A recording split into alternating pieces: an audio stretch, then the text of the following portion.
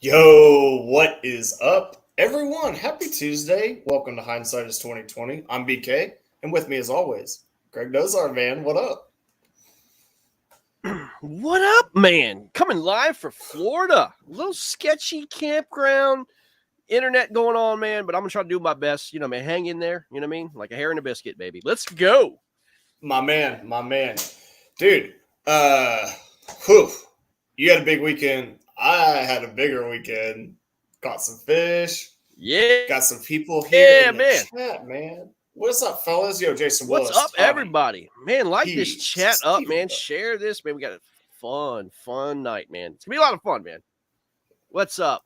Lauren? You know it's going to be good because I Man, have on a Astros helmet that I bought at the World Series that was served ice cream or maybe nachos in. And so safety first, lads. Safety first.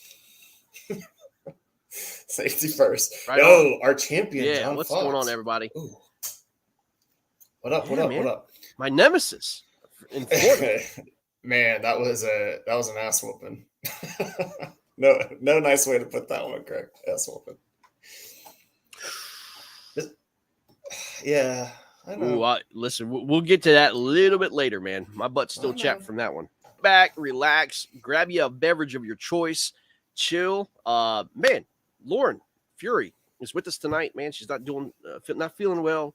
I told her it's going to be like HiNdSite 2020 in overtime, man. When she wanted us to bring the heat, bring the sauce, and go long. So that's what we're going to try to do tonight, man. Have a good old time and try to make a good showing here, man. Wish I had first time fish with you, BK. Okay, yeah. So I got to tell this story right quick for the chat. Kevin Longhofer, my man, is a neighbor that lived across the street from me when I moved to Dallas.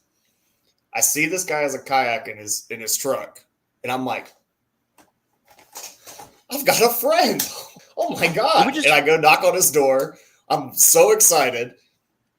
Opens the door, super pissed off, not happy. He's like, "What?" And I was like, "Hey man, what's up, dude? I'm Blake. You got a kayak? Like, you want to go fish?" And he's like, "No."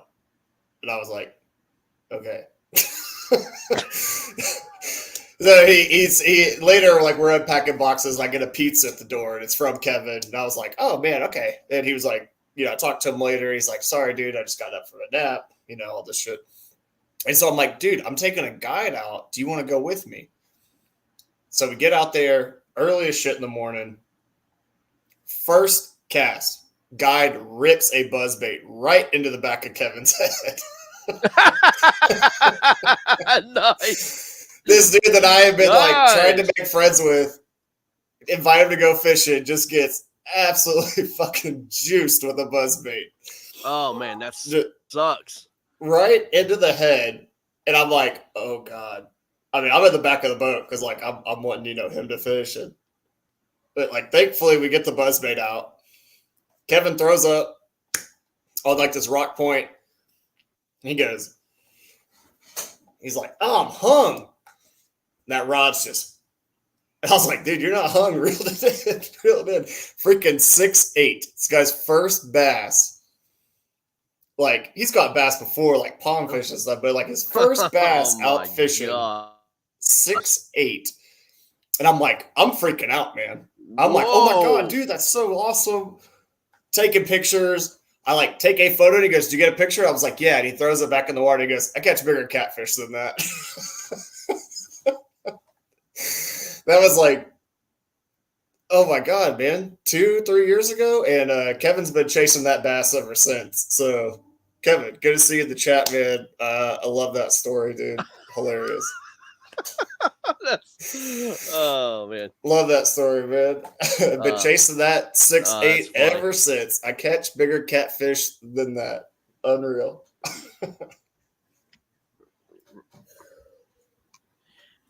Right on, man, dude. So I got a question for you. Does anybody else have this problem? Like, do you guys ever like, or you're trying to talk and your freaking Facebook chat's just blowing up every which way, and you're trying to mute all these freaking That's what's going on right now. Like, listen, guys, on my team in Warhawks, I'm on the freaking air. Stop messaging. Like, all I hear is ding, ding, ding, ding, ding, ding, ding. It's going crazy. Oh, gosh. Greg Oh well. Anyway, is not the KFL's personal therapist. Start messaging your owners, not Greg. hey, This by is a the PSA. way, can we just talk about that for a second? Yeah, I love all it. the anglers out there. I love all the anglers, man. I Let's do. hit it. I have an open book, open life. I'm transparent as hell, man. I'm all good. But dude, when you have like 50 anglers like constantly like pounding you, please, for the love of God, we have a process. Go to your owners, and then they'll come to me. Okay, I don't need like 50 anglers like talking to me about how whatever is going on in their life, man. I mean, I'm sorry, I'm just one man. I love you, I appreciate you, but if it's KFL related, man, for the love of God, please go to your owners. Thank you. PSA is over. Thank you. The more you know, because knowledge is power. G.I. Joe, all that good stuff. Yeah, thank you. Greg, so, man, you had a very cool experience this weekend. You made it down to Florida earlier in the week. No question. No. So kind of like, Yep. Sorry, go ahead. Okay. Pretty ridiculous. Let me tell you the story. Let me tell you the story about what has been going on. So I started out, I left on Thursday night, came down on Friday, got into the campground here, and it was pouring down rain, thunderstorming, just typical Florida weather.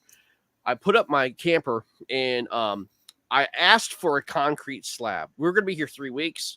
Asked for a concrete slab. They're like, "Oh, you have a concrete slab." They put the concrete slab to the side. It's a sand pit that I'm in, right? Like if you're in a campground, it's a big sand pit. So I'm out there in the pouring down rain, dodging lightning bolts. They put me next to this like big power line thing right here, and like all the power boxes are right next to it. And that's an awesome place to be when it's lightning and storming out and trying to get your camper set up. So I get out and I put my camper on these like plastic blocks that kind of help level the camper out, right? I couldn't get my camper to level. So I'm sitting there trying to figure it out. And then all of a sudden, like I always chalk my camper from the rear, right? So because when you lift up your camper, it's kind of on an angle. So you chalk it so it doesn't go backwards, right? Well, the problem is when the tongue was on the sand, like it was sinking and everything started moving forward. I busted my jacks, my stabilizers. I busted my tongue jack, and the camper went about 2 or 3 feet and almost hit my freaking truck, like inches away from smashing into my truck. So I spent $2,000 on this airbag system in my truck, right? And so I put the camper so it rides smooth. It's awesome, by the way. But anyway, I put the camper back on the truck to try to get it back leveled out. And then the freaking airbags busted. Like I broke my airbags. They're gone. Then the camper just went smash, right? All the way down on my truck. So I've got that to deal with, right? Trying to hit the compressor, trying to blow it back up. It won't blow up. Anyway, so I'm trying to level this thing out. Well, I can't get it leveled out. So I got busted stabilizers, I got a busted tongue, and I got busted airbags. Then I go, I'm trying to get it all leveled out. It's still not leveled out. The bathroom door doesn't shut because the freaking camper's not level. So, and I've got a house full of women, which is a problem, in terms of trying to get the bathroom door shut. And then I notice I got this big old gash or a big old nail in my tire. So I must have got it from 95 somewhere. Next thing you know, I'm replacing 4 tires. So all 4 tires have nails in them. I got to replace, yeah. So anyway, I got to replace 4 tires. So anyway, I get all that done, and then I go out on Saturday. Okay, Saturday, I didn't have any time pre-fish, whatever. Went to go to the Harris Chain. Had a wonderful time, guys. Like we did this backyard brawl with my boy John Fox. We had a draft. It was 6-on-6, and we all met up at Harris Chain. Well, got the Harris Chain. I tried this new area out, man. Never fished it before. Found this magical hole, dude. This is in Florida, guys. A 30-foot hole. No kidding. And I showed BK.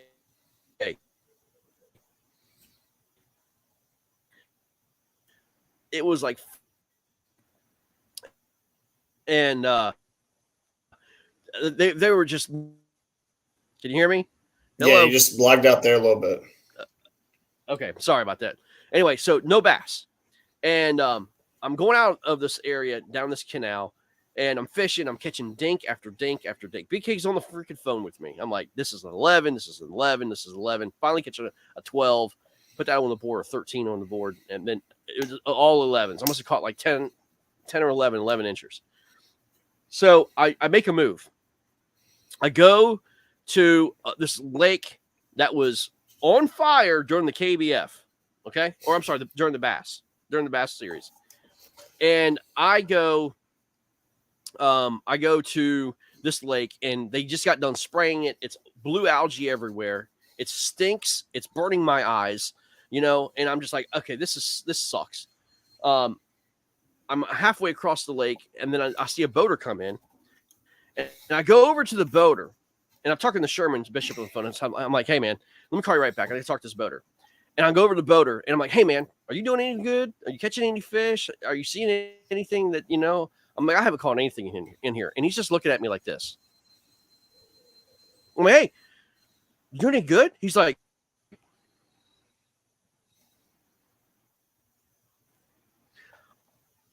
I'm like, oh, you're one of these assholes. I'm like, okay. I said, dude, all I'm trying to do is say hello, say how you doing, and you're giving me the scowl. I'm like, what the hell's wrong with you, man? Like, seriously, like, I'm just trying to be nice. And I'm like, dude, what's your problem, man?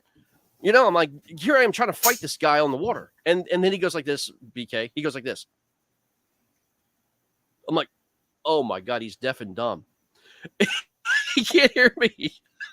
I'm sitting here chewing him out, like absolutely ripping him, and he's deaf. No. And I'm like, oh my God.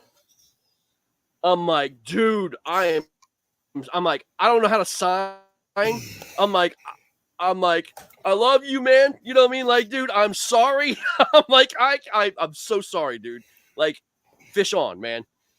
And damn if you know it.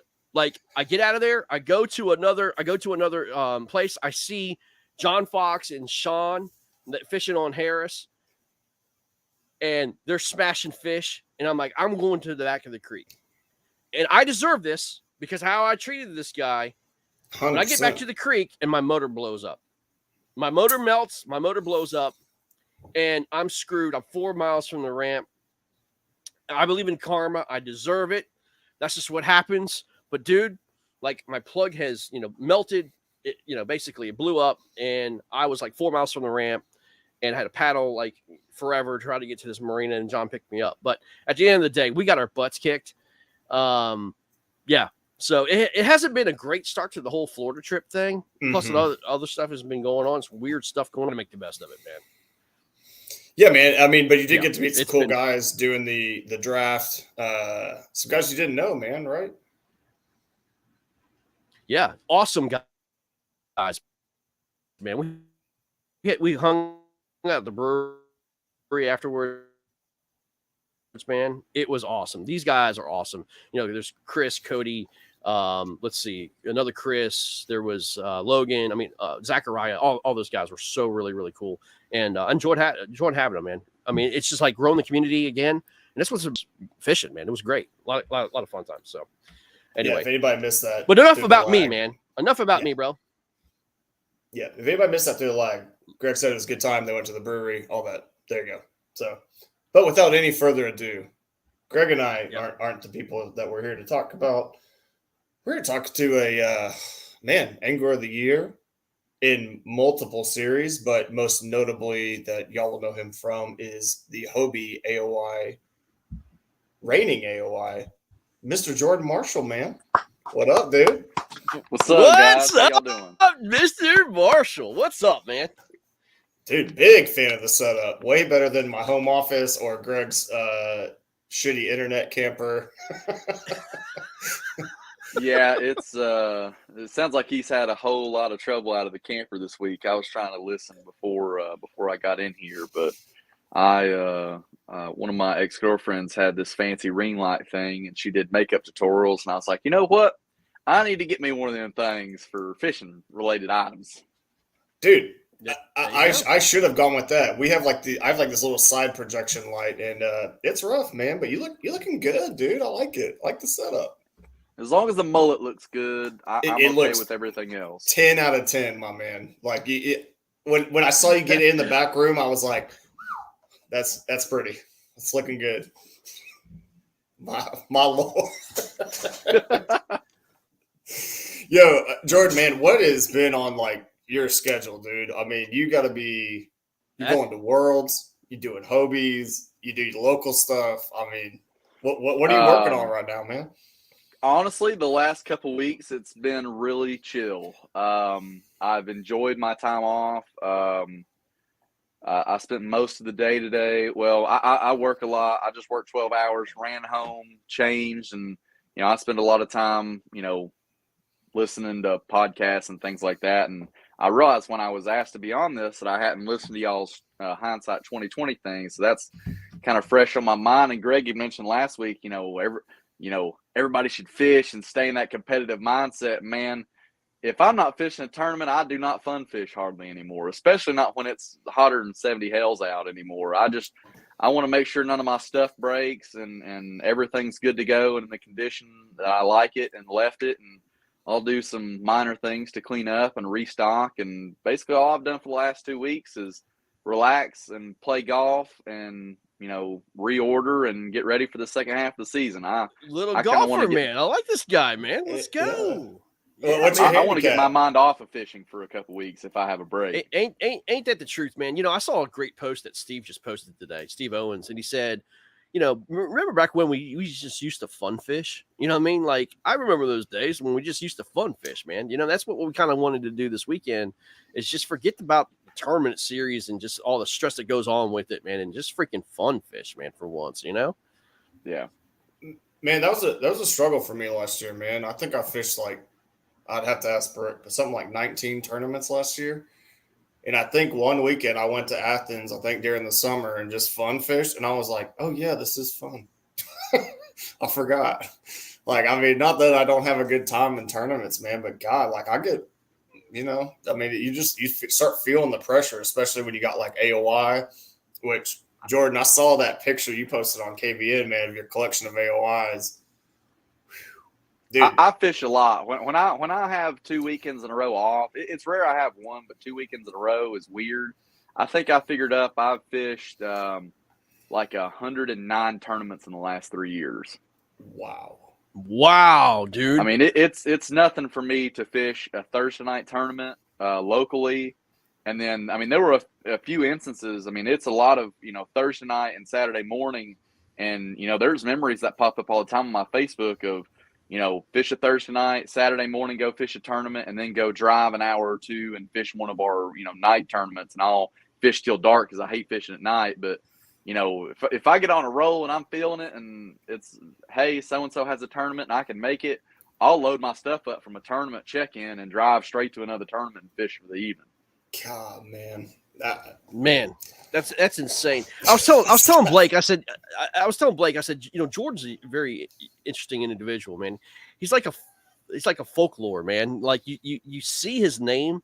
I don't know much about Jordan Marshall, but dude, all I see is his name is always up on the leaderboard. And BK said it the best. He's the Paul Bunyan of kayak fishing, man. Let's talk about Jordan Marshall, man. Let's talk about the folklore of the man himself. Who is Jordan Marshall, man? Where'd you come from? What do you do? Let's talk about anything else but fishing, man. I got you. We can talk about whatever y'all want to. I live in Maryville, Tennessee, which is, if anybody's familiar with cars and roads and things like that, if they're big into that, there's a road in East Tennessee that goes from Tennessee to North Carolina called the Dragon. And I kind of live out in the middle of nowhere off of that road. So you're a moonshiner. Not exactly, but I am familiar with the process. Yeah. I got you, man. It's half my family lives on the road right here. I can look at my barn. I've got a barn out here behind my house that I keep all my fishing stuff in. Y'all can probably see I do, I got molds and everything else up here where I make a lot. Dude, and I just have set up, man. Look at that. All my stuff. Yes, in sir. Here. So yeah. kind of, I've lived in Maryville my whole life. I graduated from Maryville High School. I worked for the city of Maryville. Most people don't know I'm a garbage man by trade. Right on. I operate equipment and do my job and try to be there as little as possible so I can go take off work and catch fish and take people's money, which is a bonus. Yeah. I love it, man. Jordan, are you married? You got kids? No kids, no ex-wives, no wives, no children's, no baby mama drama. I'm out here just living my best life. Well, that's facts, my man. I mean, this guy's a hero, man. Absolute freaking hero. national treasure.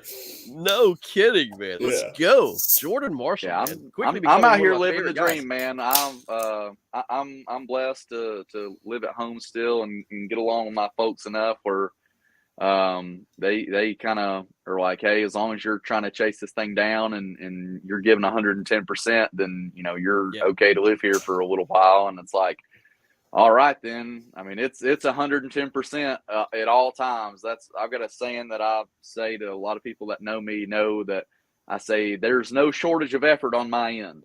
It doesn't matter whether I'm local and I'm fishing 3 tournaments in a week or driving wherever to do whatever. I mean, at Seminole KFL, I damn near got my truck stuck trying to get down some of them stupid back roads, and that was stupid. Hindsight is 2020, and that was stupid. Yeah, trust me. I got a question for Jordan, man, because, dude, last year what you did AOI for Hobies, man. I mean, I fished a couple, and I'm from Texas. I didn't know who you were, and I was like, God, dude, this guy is up there every tournament, man. And I know Brian Howell very well. And when Brian does well, like real well, I'm like, oh, chatterbait, lipless crankbait, swim jig. I know that stuff's working.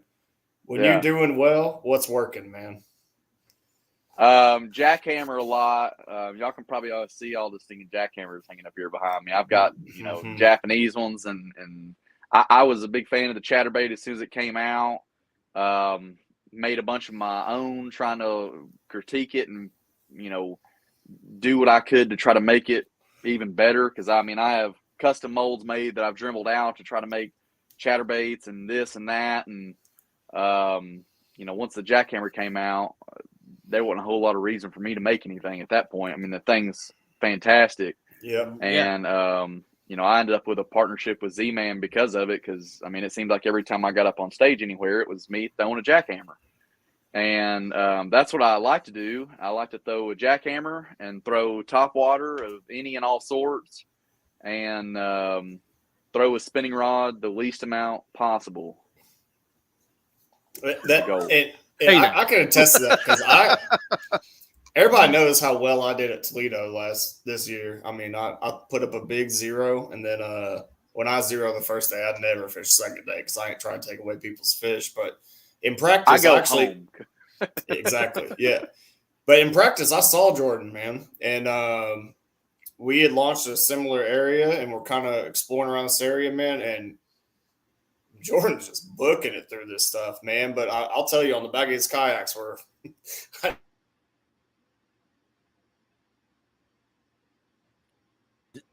Did he go out? There we go. Yeah. Okay. You went out, not me. You went out. My bad. Okay, well, where did I leave off at? Because for some reason, I guess I went out. You're talking about how many rods I had on my kayak. Yeah. All right. Well, he's in and out. That's that Texas service thing. So, Jordan, there we go. BK. You're good. I was just saying there wasn't very many spinning rods. Like, I'm sitting there, I've conceded it's tough. I'm like skipping Ned rigs under docks, and this fool's blowing past me, throwing 1-ounce spinner baits around them and stuff. So I do not practice with a spinning rod. It basically no point in any practice, whether I've got a week or a day or an hour, will I make a cast with a spinning rod. Because my game and my aspect is wanting to make sure that I can catch fish and cover water, especially in practice. And me slowing down and throwing a spinning rod is not productive to me in practice. Now, if Santee Cooper, Toledo Bend was the same way. I think I probably practiced two days for Santee Cooper, and we were there the whole week for Toledo Bend.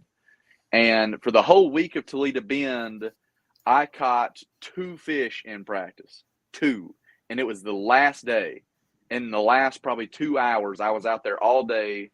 Everyone in our house was absolutely wrecking fish, and I just kept covering ground. And now the morning of Santee, I had no fish in practice, and I'd heard guys catching them on a floating worm, and I refused to throw it in practice because I knew, I was like, if they're eating that, they'll eat it anywhere. And the first morning of day 1, we wound up at a ramp that we did not check in practice. We went somewhere. It was absolutely we went to Jacks Creek. Anybody that was listening that was at Santee Cooper knows how packed Jacks Creek was. We turned around and left and went to the next closest area that looked like Jacks Creek. And get there, we're the last ones there. Drew Gregory was there, which was reassuring for me because we like to fish kind of the same. And I didn't make it 100 yards from the boat ramp. It was time to start fishing. I picked up my stupid spinning rod with the bright orange floating worm. The first cast, I caught a fish and hadn't caught a fish in 2 days. I measured the fish, submitted it, made 2 more casts, caught another fish, and put it down. And I'm not 100% sure if I made very many more casts with it the rest of the day because all I did was cover water after that. And I knew that if I just found enough cypress trees clustered together that I could throw a floating worm in there. And then I was basically back to pre-fishing in the tournament. Yeah. Yeah, it's solid. Jordan, I got a question for you, man. What do you do when during tournament time, we've all experienced it, man, we start spinning out, man? I mean, do you start like panicking? I mean, what do you start doing, man? I mean, or are you this like, you know that you're going to get 5 big bites and you're just going to roll with it and your patience takes over? At what point when during a tournament, let's say it's like, almost noon, you have nothing on the board, man, what do you start doing, man? What do you do? What do you change? Now, if you asked me this 3 years ago, it would be, if I hadn't had a fish by noon, it would be snap a rod over my leg, throw the rod and reel in the water and go home. Over the last 3 years, thanks to my buddy Eric Thomason, who's, mentored me on anger mentally management. not anger spinning management. out. Yeah. Management. Yeah. He's Happy Gilmore, man. Yeah, totally. And really, there's one event that actually helped with that, probably more than any event that's ever helped me as a fisherman, was the first Hobie ever of the Hobie series was on Chickamauga. And if y'all remember that, it was absolutely horrible weather. I mean, yeah, I was there. It was terrible. So day 1, if you'll remember, I was leading after day 1. Yep. I did not have a fish until the last hour. And I caught 90 inches, and basically I had 1 fish with about 45 minutes to go, and then caught 4 fish that were all fantastic, including my 5th fish, which was like a 22 or whatever my biggest fish was from that stringer. I caught 4 fish in the last 15 minutes. Oh my gosh. Yeah. And it was behind Christine. Christine was in there. We were the only 2 people in there. She had caught them in practice in there. She'd fished in there all day. And I left from another spot, went there, went to another area where she was, and she was leaving. And I don't know if she had any fish. She didn't have a good day, whatever it was. And I called her on the way back and was like, "Oh my gosh, Christine, you're never gonna guess what I got back here in the back of this thing." You should have been here. It was amazing. Oh, it was the most stupid thing. It was the stupidest bite. I know good and well she fished it. I know good and well she caught him on a spinnerbait in practice based on the conversations that we had that day and after that. And there was an area that was just, I've caught fish before. There was a little bit of water running in. I fished it with a rattle trap, which is what I caught my first fish on, just 100 yards down kind of the bank. And I went to turn around, and I was like, you know what? I was like, there has to be fish here. There's always fish here. And I flipped a rage bug or D-bomb in, black and blue soft plastic. And, I mean, I made 5 casts and caught 4 fish that were all, 16, Right on, 18, 19, 22. And then I just put my rod down and kind of sat there and was like, what on earth just happened? I mean, that just That's happened. amazing, And dude. that changed my whole outlook because I'm always a run and gun fisherman, catch them in the morning. There's numerous stories of me going to the Hobie Open at Kentucky Lake. That's a ledge fishing game. I would go catch them on the same point like 3 years in a row on the same topwater bait, which is secret. I'm not telling y'all that much. And I would catch them on the same bait every morning, year after year. And then a lot of that time, I would go back and be eating lunch and having a beer at like 11 o'clock while everybody else was fishing and culling. Because I was like, I'm going to catch my fish. I ain't fishing offshore. I ain't got no electronics. I ain't out here piddling with this stuff. And I would go and have a beer, and I would shower and change and show up to check in. And one time AJ saw me walk up, and he goes, dude, did you even fish today? And I said, yeah, about 2 hours. And then my topwater bite died, and I left. God, This guy, man. dude, this guy is like next level, man. I mean, It's you Paul just made Bunyan me like, shit, man. it's just like, that's what I'm saying. He's like folklore, man. I mean, I'm getting ready to go snap my spinning reel rods in half, and just throw bait casters for the rest of my life, man. This guy's like snapping rods and getting angry is known as bullshit meltdowns in this circle because that all stemmed from I like to throw big baits, and basically a lot of the first baits that I threw, I wish I had one hanging. I probably do, but it's probably beat to death. Anyway, but I like throwing bull shads, and it was kind of like your entry level swim bait stuff. You spend Yep. $45-$50 and can go out and sling one all day. And I really like throwing them in moving water. And if y'all know anything about fishing moving water, if you're floating down the river, and especially if you're in a paddle kayak like we all started in, you're not getting back to that bait if you go down past that bait if it's hung up.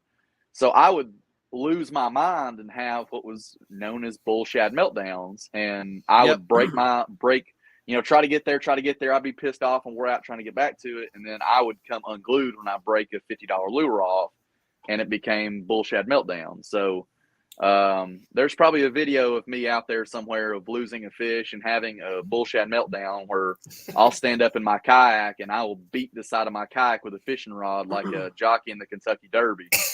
And sometimes I've had my best days on the water after I break a fishing rod. And you know what? Yeah, I was getting ready to say, Jordan. I mean, look, here's the deal. Like, we all have these moments on the water, and we're emotional, man. Like, I'll be honest with you, kayak anglers are a bunch of freaking mind freaks, man. We are. I mean, we let the stupidest thing get to us. But I mean, I get it. There's like this core that we're supposed to have. But dude, like, if we're in a big tournament, man, I don't think there's anything wrong with having a little freaking meltdown, kind of refocus yourself, and then get yourself back to it, focus, and then go back fishing, man. I mean, some things happen, but like sometimes, I mean, you have to have these like little sessions with yourself on the water, man. Like, I can understand like golfers, people get all pissed off because, golfers, oh my God, he broke a club over his freaking knee. I love that. I want to see a freaking emotional, pissed off angler and go out and absolutely take that energy and go out and destroy the lake, man. I love that, Yeah, day 2 of Hobie and Knoxville, I straight up lost a fish on a spinnerbait, and I kind of had to like decompress, and I sat there for a minute, and I was like, it's all right. I'm still chasing Lambert. Lambert's got 4 fish. I'm on 4 fish. I knew Lambert was, grinding on that one spot, and I knew I had a whole bunch of river that I grew up fishing. And I was like, all right, okay, decompress, take a time out. And I pulled up Turn the X, refreshed it. Lambert had another 90-something inch day. And I absolutely, that fish and everything just hit me. And I snapped a rod and threw the whole thing combo reel. I mean, it was like a Curado K and a cash and spinnerbait rod, and threw that thing in the water. And I was like, and just sat there. And I was like, after 5 minutes goes by, I'm like, you dumb mother, what in the world are you doing? You can say it. You can say it on the show, man. You're good. That's all right. I shouldn't say it, whether I'm on a show or not. But man, I was mad, and you, I'm a very fiery person, competition included. I mean, I used to play church league softball all the time, and man, I'd get way too fired up playing church league softball, and I'd start hollering. I've been kicked out of I've been kicked out as a coach on my daughter's basketball church league. It's called Upward Basketball because I get so fired up and I was yelling at the reps. Yeah, they kicked me out, so I get it. You know, it's sports, man. Hey, but this is a great opportunity for anybody that is a diver. You want some free reels? Follow Jordan around the tournaments. And I'll drop 10, son. I've probably got 10 in the Holston River over the last 6 or 7 years. Well, there you go, guys. I mean, this is free Corrado K's left and right and center. I mean, there you go. Yeah, but Jordan, doesn't that also makes you who you are and why you're so successful? I mean, because you channel that emotion.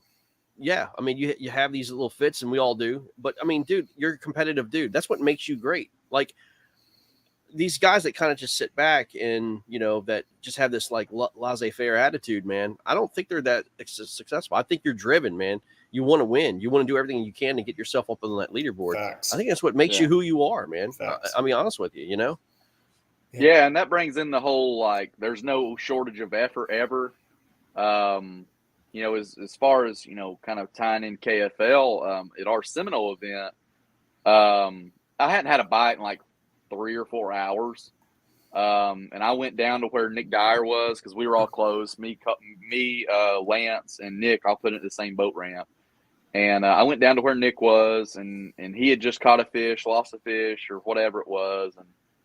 And I'm trying to duplicate what he's doing, and everybody knows it's hard to catch other people's fish. And he's explaining where the grass line is, and I was like, I ain't doing that. I ain't got no graph. If I can't see something, it ain't happening. And Nick's like, man, I caught him in practice up here. It's about 2 miles up the lake. You'll know it when you get there. There's this. And I was like, all right, we got an hour and 15 minutes left, and I cranked the old Newport up and just motored.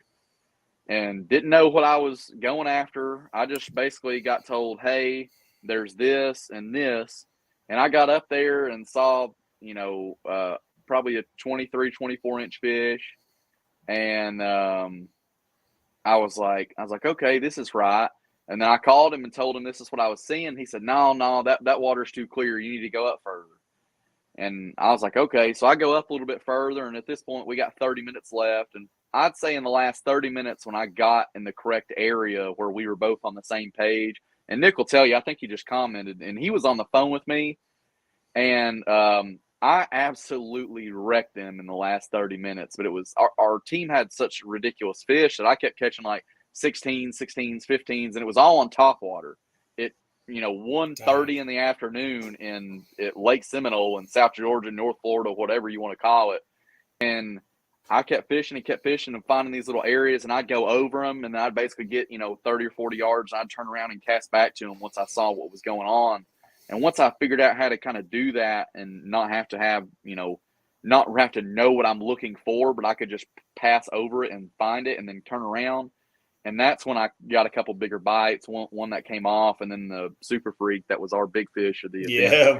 That was a giant, dude. Deal. Giant. Absolute giant, dude. That was solid. Giant. I was judging, and I was like, ooh, I got a fish from Jordan Marshall, finally. Yeah.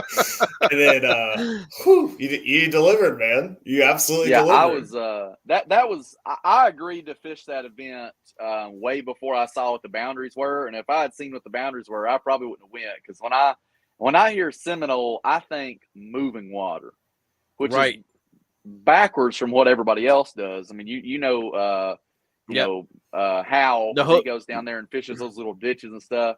Man, I ain't on a ditch program. I'll throw a rattle trap, but I used 4 ramps for the Hobie at Seminole because I did 2 floats, and that's just the way I like to operate. I like to cover water, and I had a pretty good thing dialed in on day 2. Day 1 last year on Seminole was not as ideal, but when day 2 and I figured out what was going on, the first, I pedaled for like 2.5 miles to get to one specific area. And like my third cast was, a fish over 20. And I was like, oh, I called some of the guys in the tournament. I said, y'all y'all better watch out because I'm about to lay smack the wood down.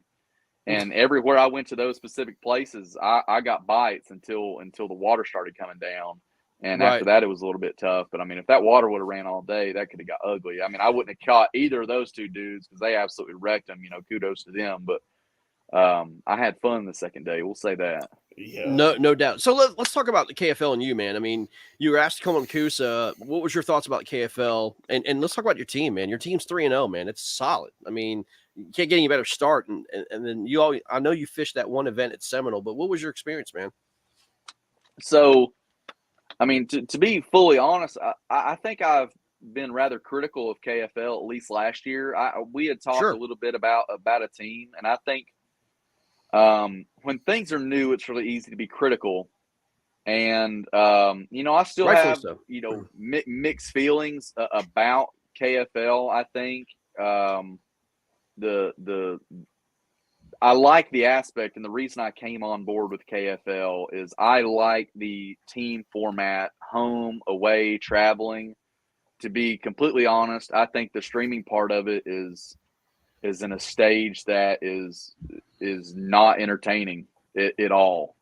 And I know not when people can't get on, or it's just it's tough. That's one thing that I would say for sure is frustrating for us. And I get that, and I know we've had talks where where we have our home games on Neely, and I've only been on Neely once, and it wasn't even for KFL. Service is tough there, but even when I tried to look back through and when I was watching stuff and kind of getting caught up on everything today when I was getting ready for this was, last week you mentioned Ewing was talkative and good with being conversational with the camera and the live feed and stuff. And when I go to look back through and watch individual games, I make it 10 minutes through, maybe 15 minutes if I can skip through to a part where people are talking, and I cannot listen to people's motors just whizzing and water slapping against the kayak. And my only suggestion as far as preach the word, brother. Come on, let's go. Preach it. Let it all out. If I know I don't know y'all that well, if there's anything I am, it's honest as hell. And just being someone that doesn't care to be honest with things, that drives me absolutely insane. Agreed, man. I think that even if you get full participation, fishing is a lot like golf, where there's a lot of downtime. Yep. And you could fish for 8 hours and probably get all 8 guys fish in a highlight reel that probably goes 5 minutes, or even if you did cast a catch for everything, it's probably 30 minutes. And as far as the streaming aspect goes, I mean, y'all might have thought about this. Like I said, I'm getting in late. I don't like watching MLF because I think they oversaturate their content. And some people like that. And what I compare that to is when I watch the game of the week where there's somebody hosting the KFL and you get a lot more interaction with teams and you can kind of cherry pick guys fishing more, it seems to flow a lot better. And that's my only aspect is it seemed when I go back and watch last year's events where it's more focused and the spotlight is on one particular group, it seems to flow a lot better than having all the teams just on there talking to each other. And that also stems from me being like a hardcore like music person, where if I'm not catching fish and I start to kind of feel myself starting to space a little bit and start to get frustrated, I vibe up some music, and I know y'all don't want to listen to me sing and listen to music while I'm out there, and I don't particularly want y'all to listen to me either. Right. And that's my only thought with the streaming thing is even when I try to go back with the purpose of watching it with just to learn and kind of improve on what I plan on doing, like for our next thing with Neely, because I'm fishing our next home game. Yeah, it was hard to watch to even try to get a grasp of what other guys were doing. And I mean, to be just very transparent about it, like you've been, man, we want guys on that want to sell themselves. We want to hear about how you fish. We want to hear, like, you have the teammate that is maybe the biggest offender of it. I mean, he's been just clapping fish, and I haven't seen a fish catch on camera yet. Right. I mean, frustrating. Yeah, I mean, the point is obviously we want to see bigs. We want to see the competition. We want to see the drama from the very beginning of the start. Hopefully, we have a great, exciting start. We have some interaction and some talking, like you talked about, in the middle, and then we have an exciting finish. And it's still like you said, it's frustrating because like some of the teams get on, some of them teams don't get on, and then they're picking lakes with shoddy service, or it's just not flowing right. It is a constant work. There's no doubt about it. The main broadcast does flow, just like you said. There's interaction. There's select anglers that we can pick and choose. But like BK said, man, we got guys. Some of them are on your team, some of them are on other teams that are absolutely destroying it right now and catching fish every single game, and we're not seeing any of it. You know what I mean? So that's what's frustrating about it. You know what I mean? Yeah. Is there a way, I don't know, like what, if y'all are using StreamYard for your thing, I tried my best to get on. I had every intention of getting on at Seminole, but I couldn't get a Facebook message to go through, let alone try to pull up streaming. And I was right. I mean, it was frustrating to me because I feel like, to get the full experience, I was wanting to fish everything but KBF this year and really compare everything. And this is one of the things where I felt like in order to accurately compare, I needed to get on and try to talk and do all that stuff. And, to try to get everything, like for your first event or my first event down there, it was like, okay, this basically feels like I'm just fishing a regular tournament, just with like a shortened time frame and using Fishing Chaos, which I had to figure out how to use in the middle of a tournament, which was... I've used it a lot. I've used a lot of apps. Fishing Chaos is different. It's different. Yeah. It's different. It's different. But it felt like it was I didn't get the full KFL experience by not having being able to streaming. get on live and do that. Yeah. Well, see, here's another thing too, Jordan. To be perfectly honest with you, man, like I'm just being blunt. I mean, the other team says that there's plenty of service around the lake. And so, like, when we're trying to get you guys on, they're saying that they chose Seminole because they know for a fact that the main carriers have service. And I'm like, okay, so I'm getting told that you guys didn't have service and the other guys did. We had Matt Vaught who had service on, and I mean I don't know who to believe or what to believe, but I mean they purposely chose that because everybody had service. So I mean I don't know. I will tell you this: that weekend as a whole, the whole Northeast or the whole East Coast was a joke with service. Because we had like 30-mile-an-hour winds and all this stuff going on. I don't know if the whole network just got shot down or whatever. But like you said, man, I mean, for it to be an experience, that is a part of the KFL is to be able to get on, and let people see what you do. We talk about entertain, educate, and enlighten. I mean, that's what we try to do during these broadcasts and let people, like, if you're wrecking them on top water, dude, we want to see every bit of it, man. We want to see what you're doing, how you're doing it. We want to see your excitement. We want to see how, you boat flipping a freaking 20-incher into your face. I mean, that's what we want, And not only that, like, I'll just be, like I said, very straightforward about this. I can have Derek Brundle on air for an hour and him not catch a fish, not get a bite. And it's more entertaining than watching some of these other guys catch 5-10 fish. Because I have no problem, getting on and having a conversation. I like to think I'm reasonably entertaining. And no doubt. Now we found this out. Yeah, we know that now. You on air? You're permanently on air, Jordan. Sorry. Oh yeah, I have no problem. Awesome. I have no problems getting on air. And I had told them, I was like, they were trying to find some, one person to do whatever. And I was like, yeah, I'll get on it if I can get service. And, we ended up, I never saw any of the other Florida guys outside of, in practice at one time, or the Slayers guys. And we all ended up at the same area on tournament day. So I don't know if that had anything to do with the service or what, but you know, we didn't see anybody else. But you know, going forward, I have every, you know, intention of getting on there and staying on there the whole time, because I have no problem talking and fishing. Half the time I'm on the phone or listening to music. Well, anyway, dude, I so. promise you this: you will be on the main broadcast 100%. I mean, this guy. But I mean, like what Jordan's saying, man, that's a frustration Greg and I talk about every week. We want you guys on, and we want y'all to sell yourself and the product. And like, you know, like myself last weekend, I mean, I FaceTime with Greg so I could show him what I was doing. But I was literally, while FaceTiming with Greg, being like, hey, here's what I'm doing. This is how I'm doing it. And then I'm catching fish, and I'm just, we need more of that, man. Yeah.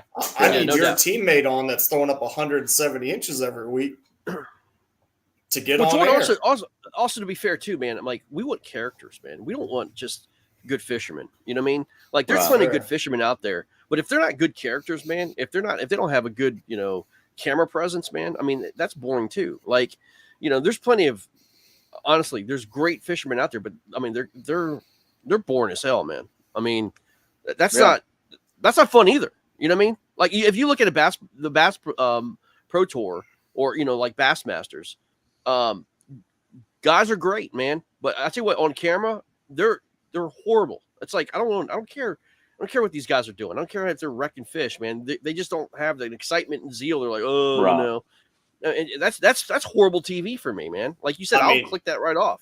Rest in peace, my brother Chris Zaldane, for going over to Guggen. But dude, I love watching Zaldane on live, man. When he's just hunking a 9-inch swim bait and he's like getting amped, he's like, oh, one's following it. And like, I don't even know if there's one following it. And I'm like, yeah, man, there's one following it. Like, you're doing the right thing.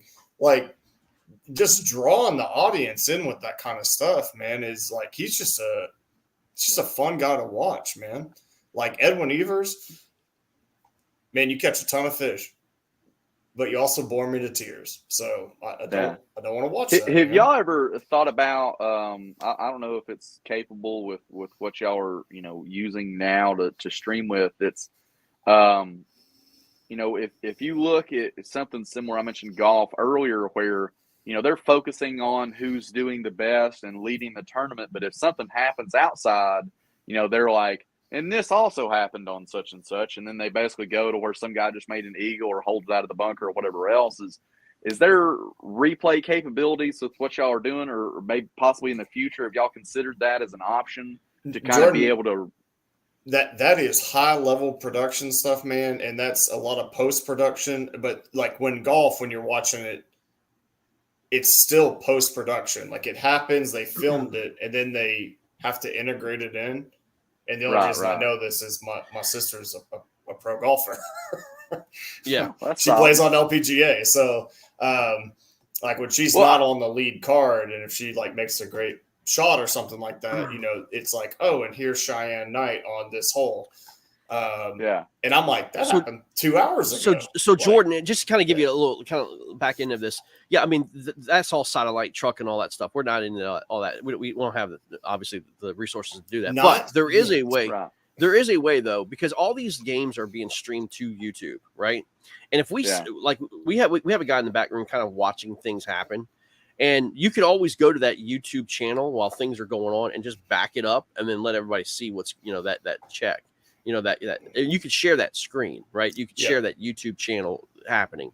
So yeah, all that is, I mean, look, man, we're still trying to work this through and trying to, you know, work out the kinks and everything else as this thing goes along. But there is a way to do it. Kind of a high end, you know, additive. I just, you know, that was the first thing I thought of when I go and watch, you know, those games, and that's kind of the first thing came to mind.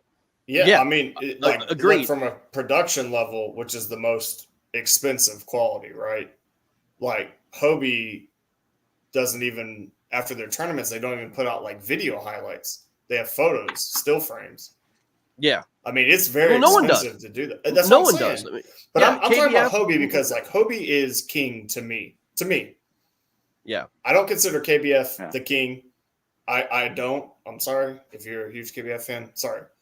Hobie has I don't consider it in the deck of cards. If Hobie's king and ace, I don't even consider KBF in Tell us the. how you really feel.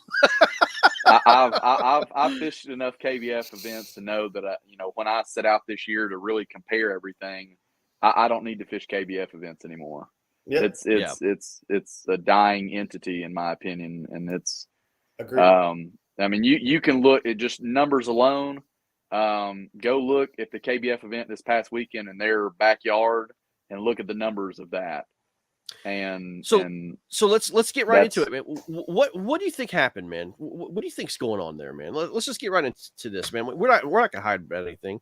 What's going on, man? What changed? I think people don't trust Hoover. And I think that's really what it boils down to is I think there's so much swirling around that it became frustrating for people to go. And over time, it got to the point where it went from, man, there's 700 people at this national championship. Isn't this goofy to, there's 400 people fishing the national championship.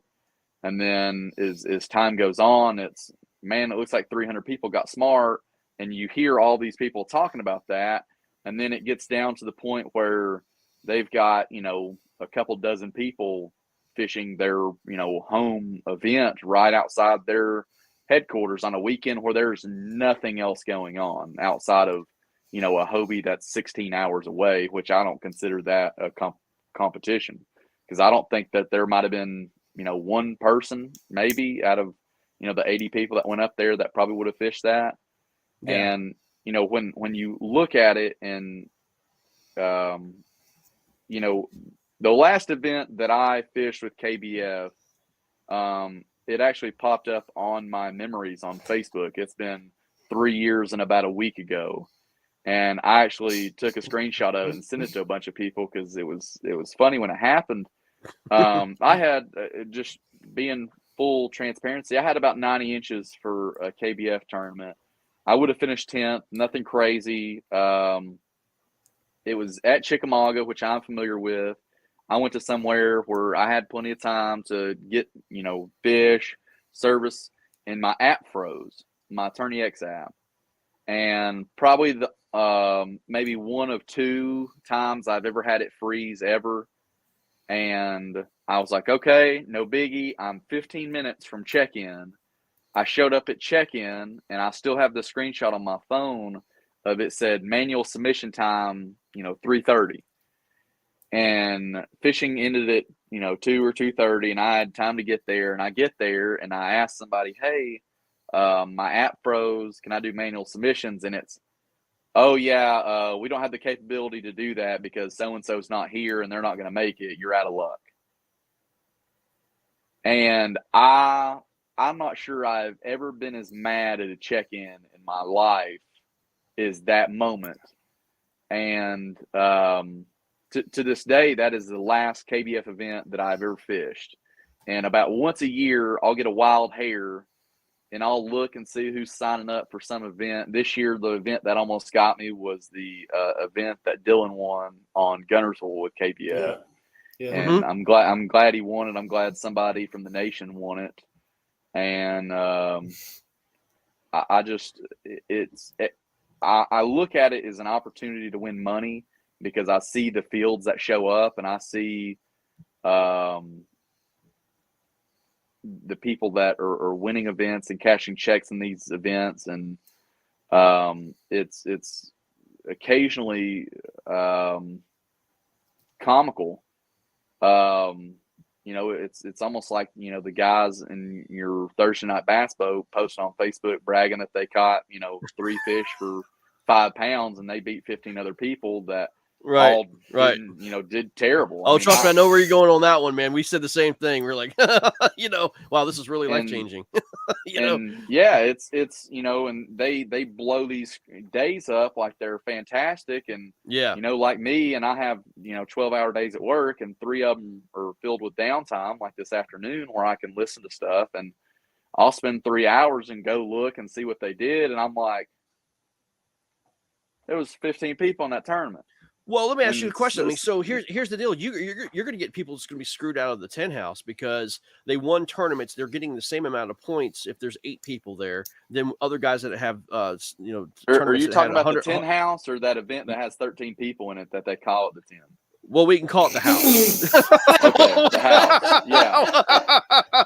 We'll call it the house. There's another one. The house. Yeah. Well, yeah, you're right. So, I mean, but again, they get the same amount of points if they win a tournament that has 8 people. And then if you have a guy that wins with 100 people, I mean, we see this with all the tournament series. Like, why aren't they adjusting the AOY points based on a full field or not? I mean, like the guys up in Winnipesaukee for Hobie, they're going to win the same amount of points, fishing with 80 people. Whereas if you win somebody, somebody has 200 or, a tournament has 200, same amount of points, man. Why aren't these tournament guys adjusting for the amount of people showing up? Yeah.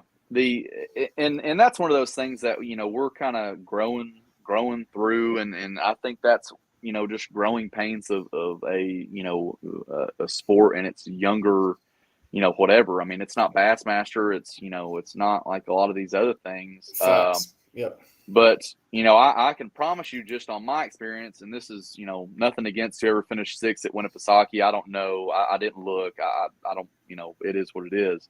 I promise you it was tougher to finish 6th at Chick last month than a 6th at Winnie.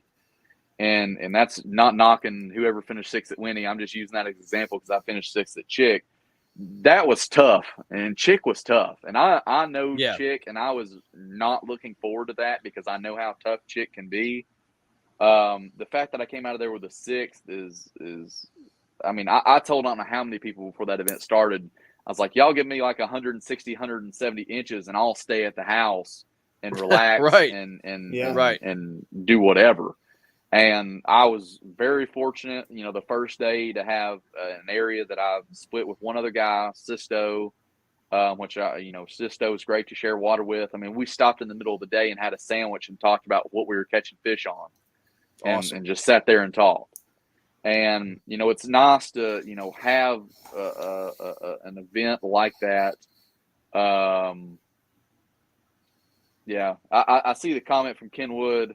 I don't know. I didn't look at the numbers from Winnie. I don't know. I'm just saying that's. I don't think that discredits what you said, Jordan, because look, Chick's fishing tough. To put up those numbers at Chick when it's fishing that tough versus if Winnie was fishing great and you put up good numbers, that's not. He didn't say like you can't put up those numbers at Winnie. What he said was it was tougher to do that at Chick. Than Two different conditions. Yeah, I think that. Yeah, Jordan, I got what you're saying. For every amount of boat traffic posts that I saw from Lake Winnie, there's about that many bass boats on Chickamauga. So I don't know if Ken Wood came down to fish Chick, but come down and fish it, and we'll have that conversation. Yeah. This is HiNdSite 2020, man. Let's go. I thought about going to Winnie, but man, I couldn't make the investment to drive up that far. It is. What it is. So Jordan, let me ask you. I'm gonna ask you this question, man. I'm in Virginia. Okay, I could care less about the whole South and versus North thing, but I'm gonna be straight up honest with you, man. We hear a lot about the Hobie sellouts in 5 minutes, 200 people trying to get in. And that's great. But then we hear the same guys bitching and complaining when the Hobie doesn't sell out in the Northeast. And the whole thing is, I mean, from the Northeast guys, is like, wait a minute, we come down and we support Hobie, let's at the Chick event or whatever. These guys are traveling, going down to these big events, trying to get into this full field like Santee Cooper and everything else. But none of you guys support the freaking Hobie events up in the Northeast, man. What the hell? Like, I mean, don't they have a gripe about that? Like, if they're coming down and supporting the Southern events for Hobie, don't you think you guys from the South should be going up to the Northeast to support them? Nah.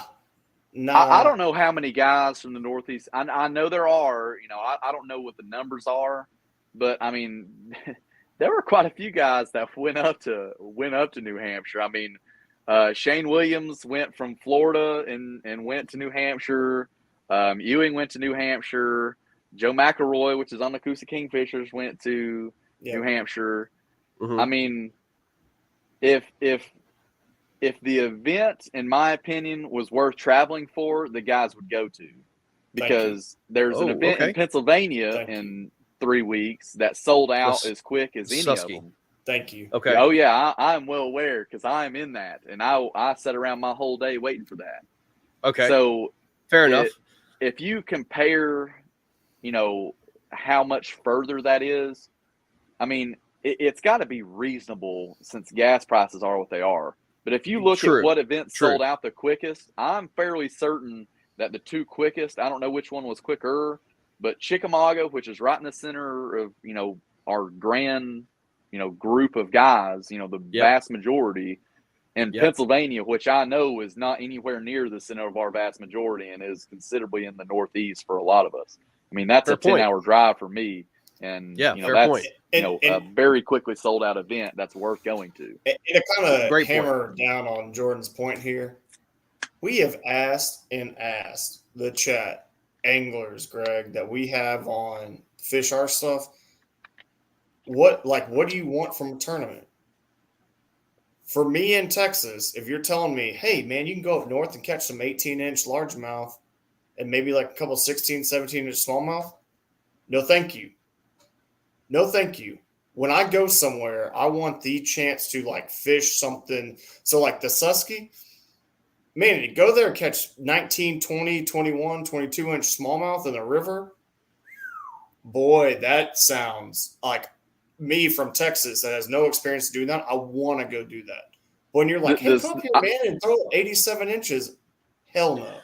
Jordan, we have a question for you from Todd, man. So what do you look like when you decide what you're going to go fish, man? Lake notoriety or travel or what? What do you look at when you go out? And it's a balance of, I don't really, Drew Gregory mentioned the other day on one of the things he did. He looks for opportunities to qualify for other things and what is in his best interest. So he went up and has fished a lot of these events that there's not a lot of guys fishing. And, some people make a joke about that is, oh, he's doing this and doing that because there's no one there. And Drew looks at it as a business of, hey, I can go do this. I can go do this. I've been here. My whole thing is, man, if I can make an experience out of this and enjoy myself, use my time off wisely, fish in areas that I think are my strength. Winnipesaukee was not my strength. And I've never heard of it until Hobie announced it. B, it was a stupid drive. And C, when I actually looked into it, when I considered going, it was, the water's really clear. There's a bunch of boats and it's 200 feet deep in places or over 100 feet deep. And I basically was like, nope. I don't use a depth finder unless I'm sight casting for fish, and I'm not driving 16 hours to hope I can bed fish. I'm not that good of a bed fisherman, and that doesn't matter where it's at. I'm not that good of a bed fisherman, so I'm not going to bank. You're fishing your strengths, man. Drive. You're making your schedule on your strengths, man. I mean, there's nothing wrong with that at all. Yeah, but now, I do want to address what Matt Conant said, because I respect Matt Conant a great deal. It's competition, not a vacation. Matt, you're right, man. But when you are making that financial sacrifice or time off, look, man, I'm not coming from Texas to go up there and fish for it's still a destination, man. That's part of the tournament. Yeah. When people come down to Fish Fork for bass, which is the worst national competition we have, it's somehow worse than KBF. I don't get it. But Fork, I still sign up for Fork for bass because it's Fork, man. And I live in Texas. Yeah. People still want to fish Lake Fork. You can literally go there and not know anything about what you're doing and stick an 8-9 pounder. I mean, it's just that way. Me and the guys I travel with do our little Western swing every year. Yeah. In the last 2 years, Fork has been involved in that. Last year it was Broken Bow and then to Fork, and this year it was Fork and then to Toledo. And we'll basically take, a week off work, plus a little bit, for travel. And we'll fish 2 back-to-back tournaments somewhere close to each other. And those are a lot of fun. Now, granted, I didn't enjoy driving 12 hours to Fork, and half of it was in an ice storm. But, I mean, you can't control that stuff. No. That was the most miserable event that I've ever had in my life. Oh, if they had started that tournament on time, God bless, the fishing would have been better. BK finished fourth that event, man. He loved that event, man. No, what I'm saying is if they had started that tournament on time, like I know it was so cold, but those fish offshore, they don't care, man. They were showing up to feed. It took me an hour to get from where I put in. There was 4 of us that had to break ice with our kayaks to get our kayak in the water, and then it took me an hour to get out to open water. I remember 100 yards away. I remember that. Yeah. I remember seeing a picture. Jordan, I'm going to ask you an intimate question here, man, and you can deny this question or decline this question, but you won the AOY from Hobie last year, right? You won a couple tournaments. You had an awesome season, right? Have you looked back last year and saw how much money that you made compared to what you spent? Because I want to get rid of this notion that this is some grand Cinderella dream that some people have to trying to do this full time, and they think this is just the future. But I want you to give raw numbers of what you made and what you spent. And do you have that number? I know exactly what it is because I file taxes for fishing. I've done it the last 3 years. I know exactly what I've made. Damn. In all 3 years of the last 3 years, I've won the AOY last year. I finished third in AOY for Hobie the year before. Mm-hmm. I've won I don't know how many local AOYs in the last few years, and honestly, it's not good. I think I won as far as cash winning goes, not counting prizes and things that I sold for money. Obviously, I won I think right at $21,000 last year. And I think I end up writing off, counting mileage and hotels, and you keep up with every last thing. I think it cost me like $23,000 to do that. And people don't get that because last year I had 0 sponsored dollars given to me last year. Before I say that, I'm going to double check and think, but to my knowledge, last year for that season, I don't want to piss anybody off, but right. I have good sponsors that I'm happy with and that I love. I mean, Cash and Rods I love, and I'd use it even if they didn't help me out. But last year I got $0 in one AOY, and I used a Hobie that was 2 years old. I haven't got a new Hobie in a couple years, and I mean. It's driving and staying places and when you go somewhere, every Saturday night when we're staying somewhere, whether it's Pennsylvania or Oklahoma for Broken Bow or wherever, every Saturday night, me and some of the guys I stay with grill steaks. And because if you have an awful day on the water or a fantastic day on the water, you're either celebrating your good day on the water on Saturday and have something to look forward to the next day. You're cooking it yourself, so you don't have to worry about getting the runs on Sunday. And if you have a terrible day on Saturday, my goodness, there is no better feeling than getting off the water and sitting down with your boys and going, all right, we all sucked. Let's cut into these steaks. I've been looking forward to this. There you go, baby. That's what I'm talking about. Amen. That's right. Red meat heals all. So my question to you is this. You had an awesome year, right? You lost $2,000. Why do you continue to do it, man? Because I'm absolutely just consumed, and that's really it. I mean, Jordan, I'm gonna be honest with you. Here's what we hear from the TD side. Like, it's like, well, what's the payout? Like, what it's all about. It's all about the payout. You know what I mean? It's like that's the first thing it's got to be reasonable. I mean, at the same time, I'm not trying to throw all my money away. Yeah, of course. It just, I mean, like the Winnie event, it just wasn't mathematically smart for me to go up there. Now, I am going to Wolf and Fox River. I'm not signed up for it yet, but I'm planning on going to that because it's, basically about 8-9 hours drive. It might be a little further. It's roughly 9 hours drive. And, which is, roughly half of what it would have been for me to go to Winnie. There's going to be the same amount of people signed up, maybe more. And moving water and smallmouth, that kind of fits my MO. Sure. And I can justify that as well because there's 2 of us that are going to ride up there, and then we're going to split gas. If I went up to New Hampshire, I was going to be by myself, and that would have just made that much worse.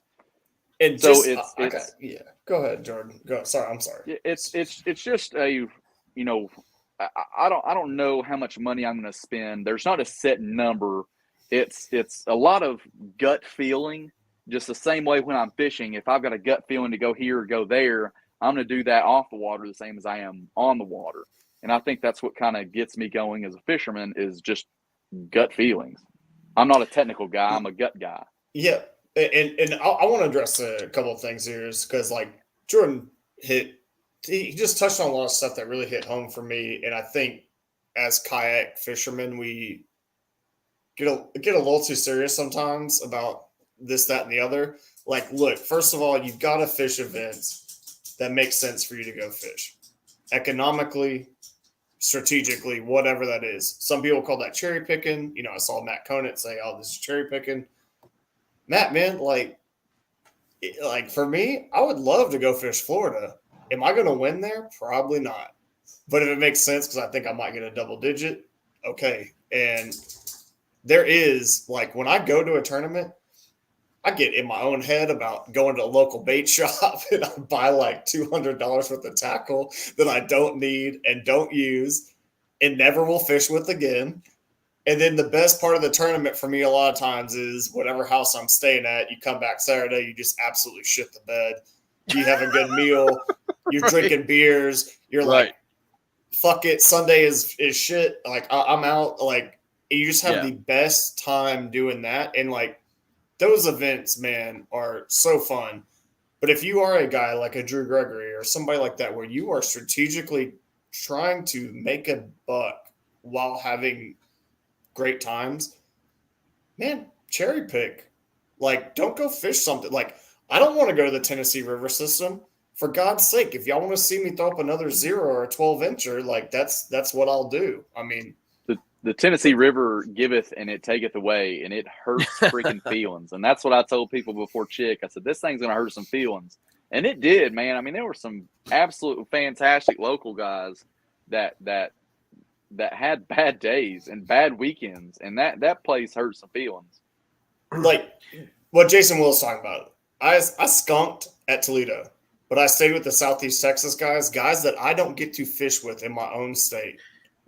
And just getting to hang out with those dudes and get drunk and sleep in my truck at 2 a.m. and get up at 4 to go to my spot. You pull a Siddiqui? No one pulls a Siddiqui, dude. That is he's bad on another company, level, my man. friend. Siddiqui Big wasn't there. time. This was Southeast Texas, and thank God, no doubt. because I mean, So Jordan, Todd had a question, man. I think you saw it.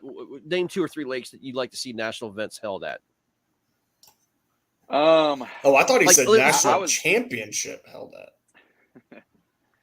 Um, Oh no, national lakes level. I would want something held at. I hope there's nothing held at particular lakes. I don't like fishing lakes, most of them. I hope more events go, more people go to Seminole. I like fishing Seminole Lake or the upper parts of it.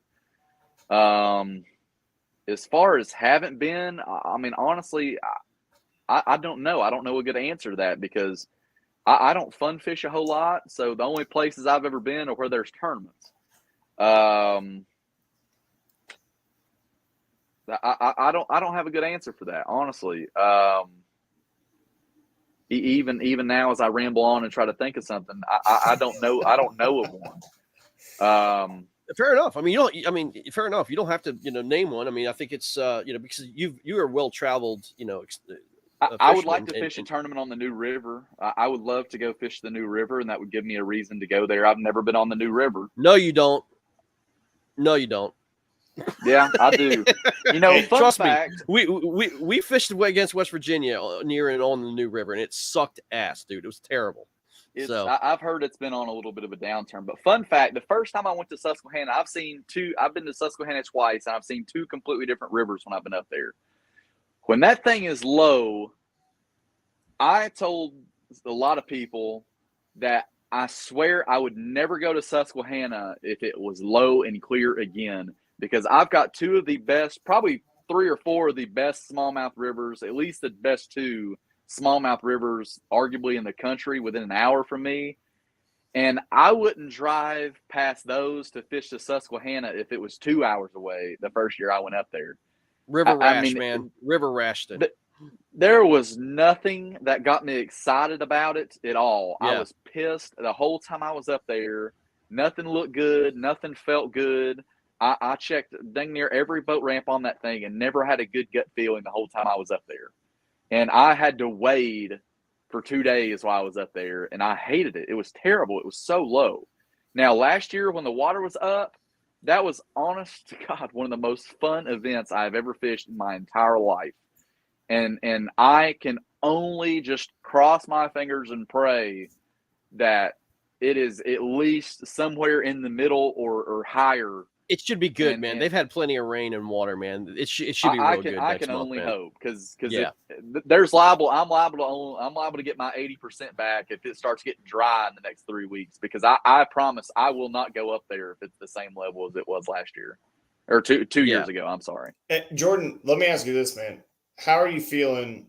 Well, one, you're going to qualify for TOC, right? Yeah, I've got I was so bummed Yeah, after Chick. I missed it by one spot. I know.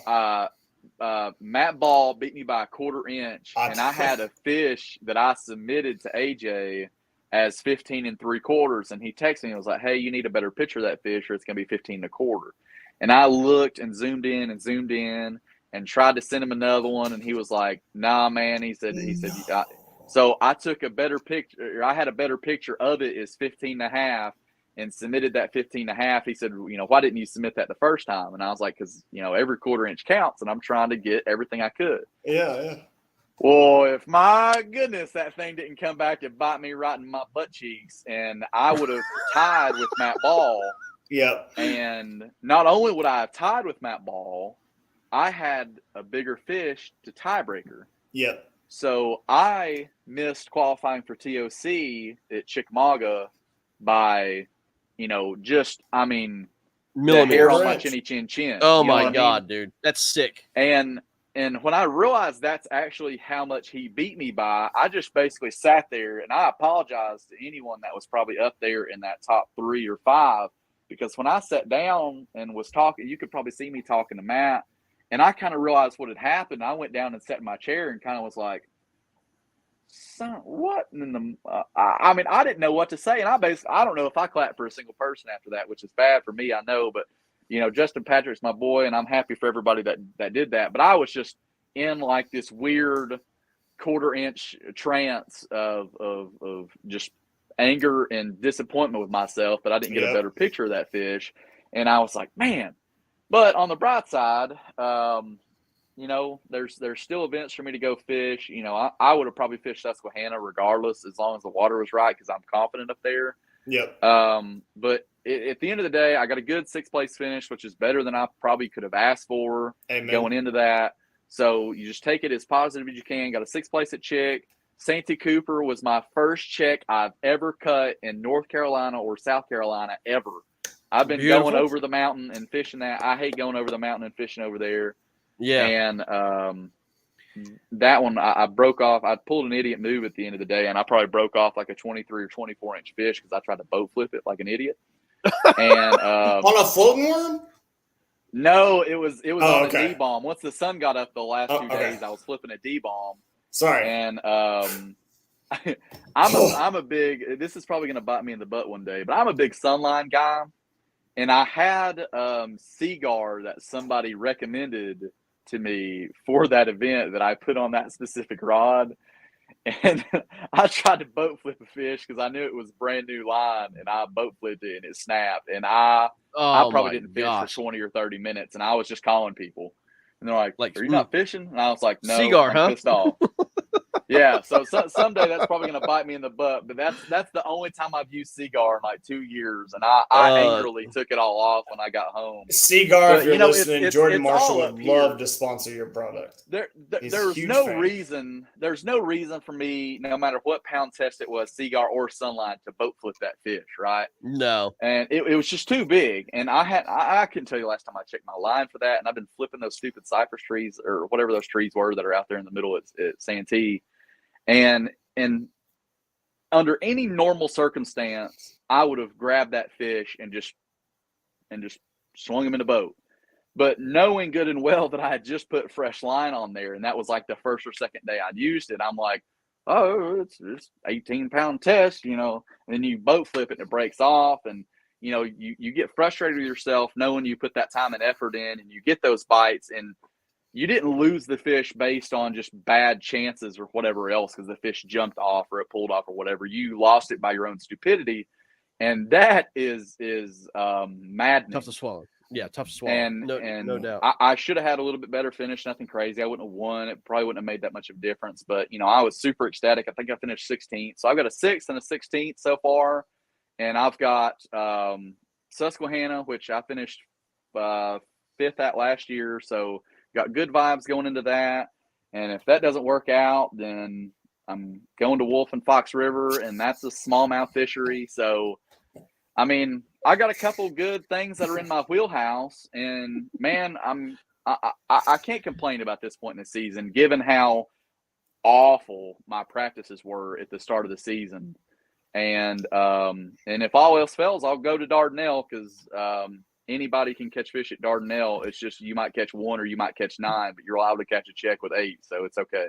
Yeah. All right, So I got one last question for you, man. You've been a hell of an interview, dude, and I appreciate your time. I got one last question. Absolutely. I give you the keys to the kingdom, man. Like, you are everything kayak fishing. Okay, you can do anything, have an unlimited amount of money. You can make any decisions you want to. You are the king of kayak fishing. What would you change to make this sport better? What do you want to see this sport do to make it better? I think the first thing that pops to mind is that so in order for this to kind of progress in my thought process is there has to be a quote unquote and I'm not even going to use that, scratch that. I'm not going to use that wording because it sounds bad. There needs to be a trail where you pay your money up front for a whole series and you're basically fishing the entire series similar to what Bassmaster does, where if you've got 100 people, no more than 200 people, because you end up running the instance of there's just so many people there. You have to have practice times where it's like the week of or something, or the day off before the tournament. And I'm one of those guys, you know, that probably hurts me as much as anything because there's very, very rare where I have more than just one day. And to be honest, there's a lot of days where I leave work on Thursday afternoon, drive to a tournament, and I've got Friday off, or I am just happen to be sick that Friday, you know? Yeah, and I hate those Friday blues, I fish man. that one day. Yeah, and I fish that one day and look around. And honestly, there has to be something where there's not 9 million peckerheads out here on the water the day before catching 40 fish, you know, and fishing the day before, because it screws everybody up. It doesn't do the person that's catching fish any good. It doesn't do all the guys that are coming in from out of town any good. And I know that's tough because, you know, when a lot of these groups pitch these cities that where we come to, it's, hey, they're going to be staying for this amount of days. There's liable to be somebody there for 2 weeks. But, you know, I think I could deal with that a lot better if we could just get, you know, a set number of people, the same people that go and fish, you know, 8 tournaments in a group and, you know, basically say all of them count. And, you know, when you start doing that, you know, it forces guys to go to every event. They don't cherry pick events. And you know, I cherry pick events. But I think it bodes well for guys that are more consistent. And even though it's worked out in my favor where I can basically cherry pick a few events and bomb the rest of them. I mean, me and Ewing both, I mean, I drove Ewing down to Eufaula and we both bombed Eufaula. And I would have never, ever guessed in 100 years that I would have went down to Eufaula and bombed it. I like Eufaula. It was a tough lake fishing, man. Tough. Yeah. I mean, that's an ornery lake. And yeah, you know, that was an event that I was looking forward to. And never in a million years would I have guessed that me and little brother Ewing both bombed that. And we both drove home Saturday night. Well, I drove both of us home Saturday night.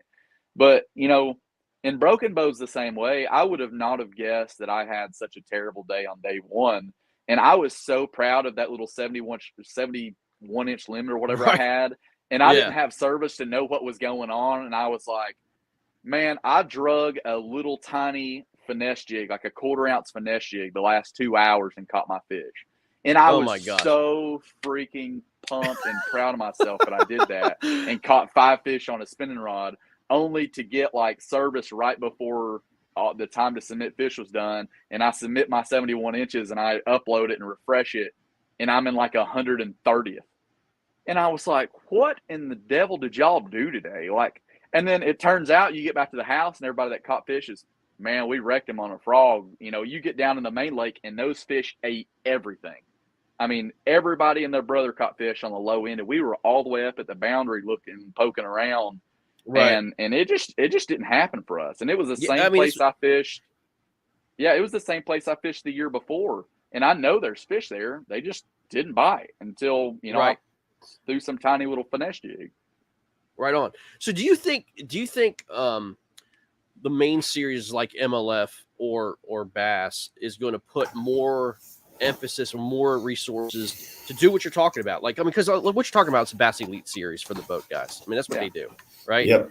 Do you think that these guys are going to put that kind of resource to the kayak guys? I think Bass has the greatest ability to do the most good, but so far dogs, bro. Oh, sorry. Oh, am I back on? Sorry, my bad. You're back on. They've been. They also take the most money from the anglers too. So that's what I'm saying. They have the most potential, but have been the most disappointing.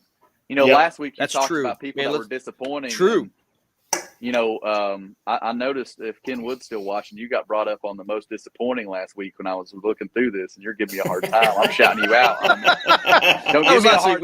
We don't want to talk about that. Research, dog. I did my research. Don't get at me. I'll get at you back.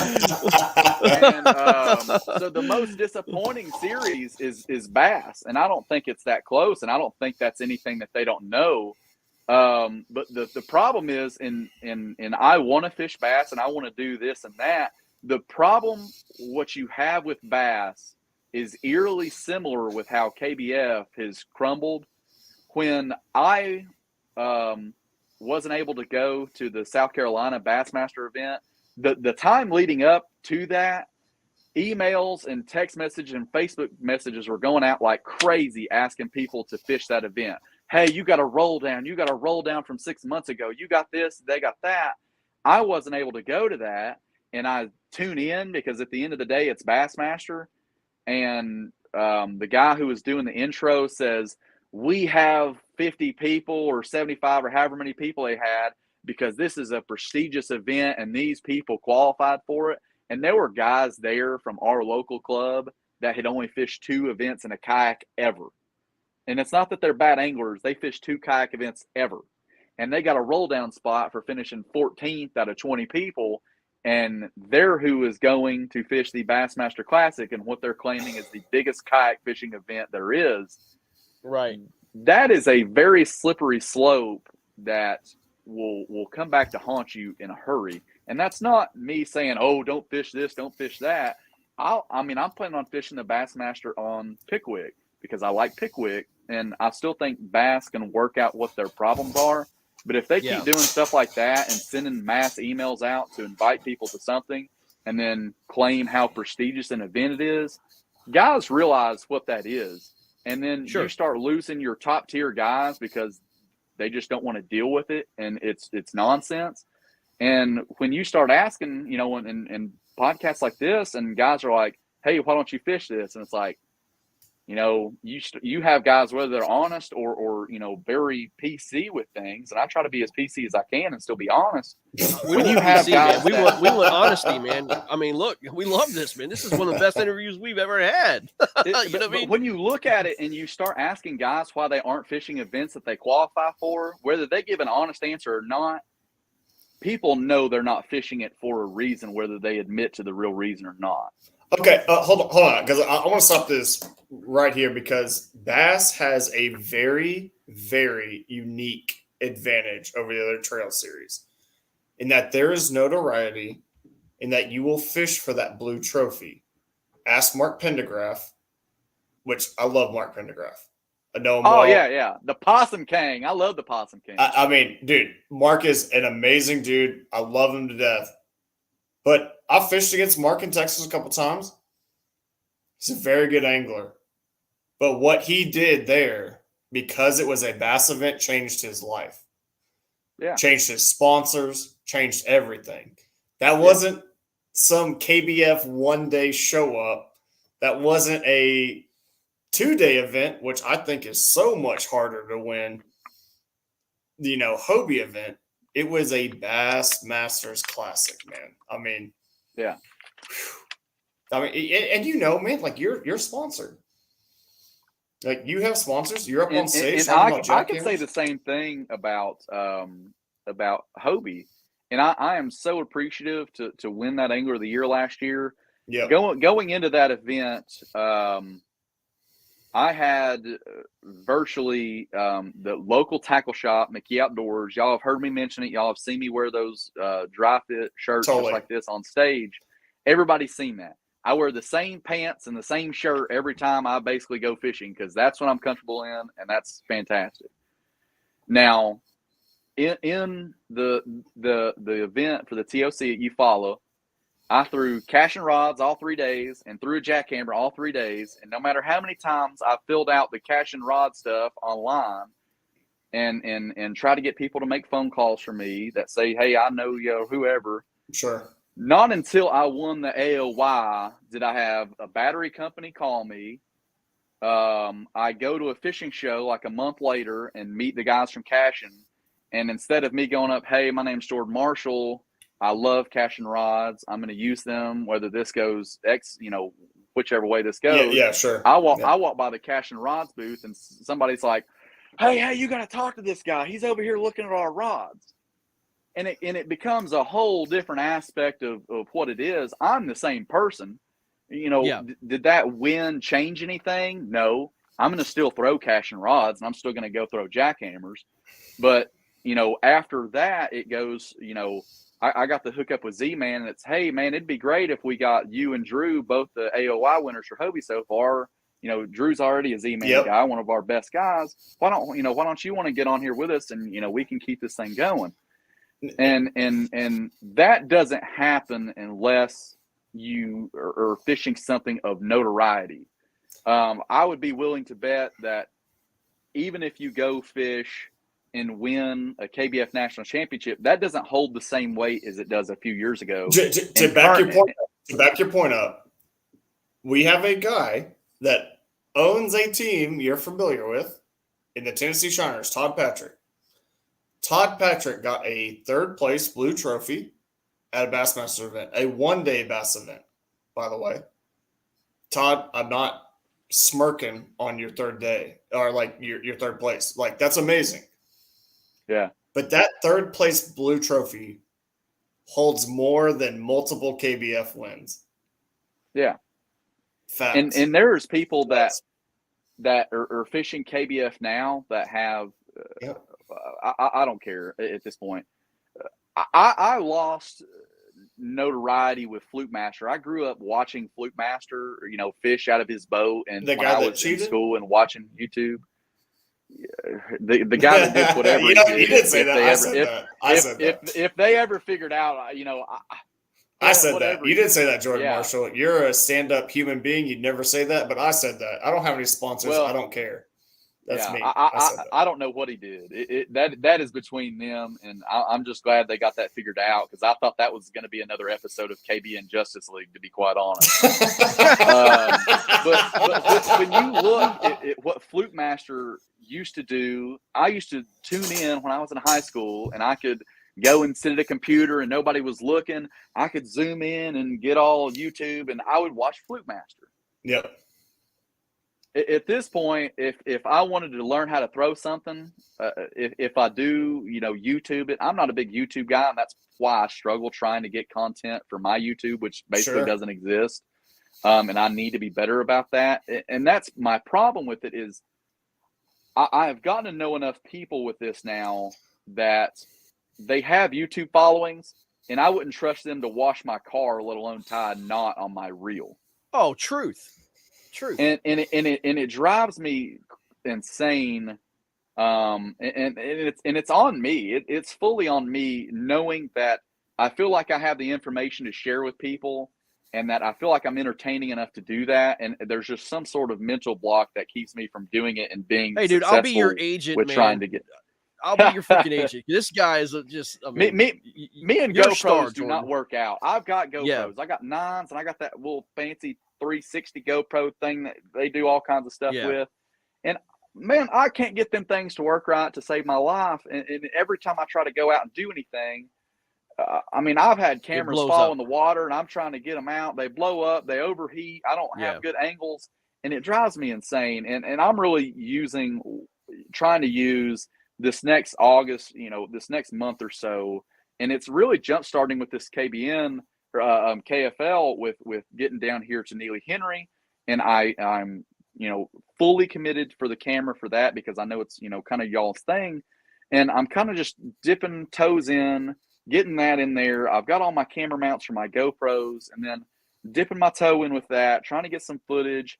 And then I'm wanting to do like a full-blown, I'm going to try to sell some T-shirts with my Marshall Fishing logo on it. I don't know if y'all ever seen that. Nobody ever seen it because I don't have anything. Well, you could send us some and we could wear them. Yeah, here you go. I mean, we Here can, we go. I mean. So I'm gonna try to do. There's my. Well, There's there my you go. fishing logo. I like that. I've got all this stuff that I've tried to do and get my ducks in a row, and I'm missing. I'm misfiring. I'm not hitting my ducks, even though they're in a row now, and I have zero excuses. But this is basically what the last part of this season is. Fully, my goal is to get content, and it's going to be bad. Yep. And I'm okay with that. But with going to Worlds in Sweden, and there's 4 weeks, I've got Susquehanna. I drive home. I'm going to try to mail my rods and some of my fishing stuff to Sweden, and I'm in Sweden for like 11 days. I come back. I work like 2 or 3 days, and then I drive to Wisconsin. That's my 4 weeks of end of July and throughout August, and I'm trying to just absolutely get the most content, whether it's vlogs or putting stuff on YouTube, and just trying to get that jump started. And I'm trying to get as much stuff in line with Domino's where I have no excuses and I just have to do it, because that's the only way I can learn is just by doing it, and it's going to be bad. Like Jordan, to touch on like one thing you talked about. Because when I started bass fishing, I cut my teeth in saltwater. When I came to bass fishing, I didn't know what I was doing. I was watching every program I thought was helping me. I'm watching like Guggen stuff and just all this terrible, terrible stuff. But at the time, I was like, man, this is the deal. And then when I started fishing, I was like, these guys don't have any idea what the fuck they're talking about. Yeah. They have no clue what actually works and doesn't work. There's some stuff. One of my my top 3 fishermen, and even is a hilarious human being in person too, because I got to have a couple beers with him one night in Paris, Tennessee. Is G-Man. Yeah. And G-Man does a buzzbait video, and I didn't know it existed, and I watch a lot of G-Man stuff. For entertainment and information. And one of the guys was Eric Thomason, the guy I travel with all the time. I don't know if y'all know him or not. Good dude, probably my best friend on earth. He was losing a bunch of fish on buzzbaits, and he decided he was going to watch G-Man's buzzbait video. And G-Man's buzzbait setup is, honest to goodness, the strangest thing I've ever heard in my life. It's like 16 or 18 pound fluorocarbon and heavy action rod, and he puts a toad on his buzzbait, which isn't weird, but that's just the last part. No, that's not weird, bro. The second you said fluorocarbon, I'm out of here, man. Like, I have two thought processes for throwing a buzzbait. If I'm throwing buzzbait around cover, I'll throw like a medium heavy action rod with braid. Agreed. And 100%. I'll just yank them out of there. Yep. Or if I'm fishing a buzzbait in open water, or making spot cast around docks, I'll throw it on a like a bigger swim bait rod. Yeah. Like a lighter action swim bait rod, something that's kind of real parabolic action. and I'll throw it with mono because they're going to eat floating. that thing so aggressively, and I can kind of fish it slower a little bit, I think. Yeah, and then if mono they eat that thing, I don't have to worry about like reeling down or getting them out of it. Yeah, I'll throw freaking 20-pound. What's that? Cheap. Berkeley. Yeah, I'll throw like whatever they sell at Walmart on those spools that like they like catfish with. Yeah. Big game. I'll throw Berkeley big game. It's big game. Yeah, it's 20-pound, and I'll sling it in there. I don't care if I get it hung on something, and I'll just go in there and get it or whatever else. I don't care if I beat it up because the line's like bulletproof, and I'll just reel that little buzzbait over. And if they eat it, I'll reel down and set the hook as hard as I can, and I know it's not going to do anything because I've got 20-pound mono and this real parabolic rod, and that's my two options for buzzbait. So what? He throws the fluorocarbon because it stretches more? I honestly don't know. I haven't watched the video, but I can't wrap my head around it. But at the same time, G-Man obviously knows what he's doing. He's an unbelievable fisherman. But the first time I heard that, I was like, everybody's seen the meme. What in tarnation is happening here? Because it doesn't make logical sense to me. He said this on air. He said anybody who throws braid with a buzz bait is the same guy that reels up his baits to the tip of the rods and stores them in his kayak or in his boat. I mean, it doesn't make any sense to me. Like you said, if I'm fishing heavy cover, there's no chance I'm throwing freaking fluoro. I'm throwing braid on a medium heavy rod, throwing a buzz bait. I don't think the fish cares if you have a freaking fluoro line. And I think your hook set's better. I mean, if they're slamming that hook. I certainly, if I had to choose the two, I certainly throw mono on a buzzbait more so and am more comfortable with it. Really the only reason I throw braid is probably just to get longer cast and if I'm around grass. And that's basically it. Right. Which I'm always around. So 100%, man. Well, dude, man, this has been one hell of an interview, man. This has been amazing. Dude, thank you for your time, man. This has been best interview we've done so far, and I appreciate the honesty, man. I mean, that's what we need, man. Look, for things to change and change right, we need people to speak up and be honest, man. Don't fill everybody with a bunch of bull crap, man. I mean, that's not what this is about, man. We're trying to improve the sport because, dude, I mean, like if we can get these series to come together and do what's best for the anglers and listen to the freaking anglers, not what some corporation says or what some board meetings is all about. Freaking listen to your anglers, man. Listen to these guys, man. I mean, don't tell me great stuff on the road, man. Well, one more thing I've got, just because what you said just kind of brought it to. This is the other thing I was trying to decide about mentioning whenever it was to try to benefit kayak fishing. Can we just call all these people up that run trails and get the same dad blame set of rules on how to measure a fish? That would be fantastic. Amen. Because I swear, if I go to one more bass event and it's so particular on where I put my hand, and some don't matter. I can touch a tail on some trails. I don't care, but my goodness, can we please just get something that's the same with everybody?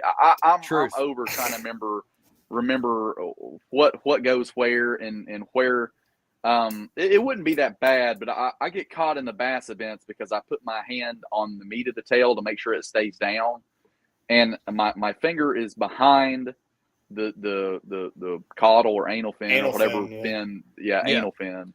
And then that drives me insane. And there's no reason for it, and that's one of the things that I just don't get, and I just disagree with. And like Jordan said, man, if we get these trails to come together and just get people that are hitting that gray area a little too much, saying they can't read signs about where to fish, not fish, that'd be great. I would really appreciate that from my point of view. How about listening to the captain's meeting every once in a while? I mean, those are regardless of your notoriety. If you're fishing your boundaries. Boys, we could have a whole nother 2-hour conversation on things that are gray that have been brought to attention and haven't been brought attention. But that's probably an off the air conversation if they're that is not at all. Not on this show, man. It's on air. I don't care. It's all everything's on air, man. No doubt, dude. Well, Jordan, you've been freaking awesome, man. Thanks for coming on, man. I know that was a long time, man, but dude, it was awesome, man. Freaking thank you. Yeah, it's no problem. I have a bad habit of talking. I got on the Bass and Brews podcast the other night, and I think we went about 3 hours. Me and Paul did. So you gotta you got to pull the reins on the mullet back because all good, man. carrying off. I enjoyed every second of it, man, and I love the honesty, man. That's what we need, man. I do. Oh, good man. stuff, dude. No cooler guy to drink a Okay. beer with than Jordan Marshall. Facts. Just Right that's on, facts, man. Right Take on. that to the bank. All right, buddy. Well, listen, have a great night, man. Appreciate your time, man. Thanks for coming on. All right. Thanks, guys. Appreciate y'all. Thanks, Hey, man. later, Jordan. All right, buddy. That Dude. was some I mean, look, I love it, dude. I mean, good, bad, and the ugly was all discussed. And it needs to be discussed, man. 100%. 100%. So I'm blown away, man. Just like from just an angling standpoint, what he said about like, you can just load your limit up and so quick. The only tournament I've ever won, that's what I did. I mean, he's so right about that. And then just the social critiques on how the tournaments are ran. Very appreciated, man. Very appreciated. Yeah. I mean, Greg, I know we talk about that a lot. All the behind time. Closed doors, and we don't get to openly say it a lot. So man, yeah, thank you, Jordan Marshall, man. That was fantastic. All right, dude. We got one more thing you want to talk about, right? And we'll get right into it.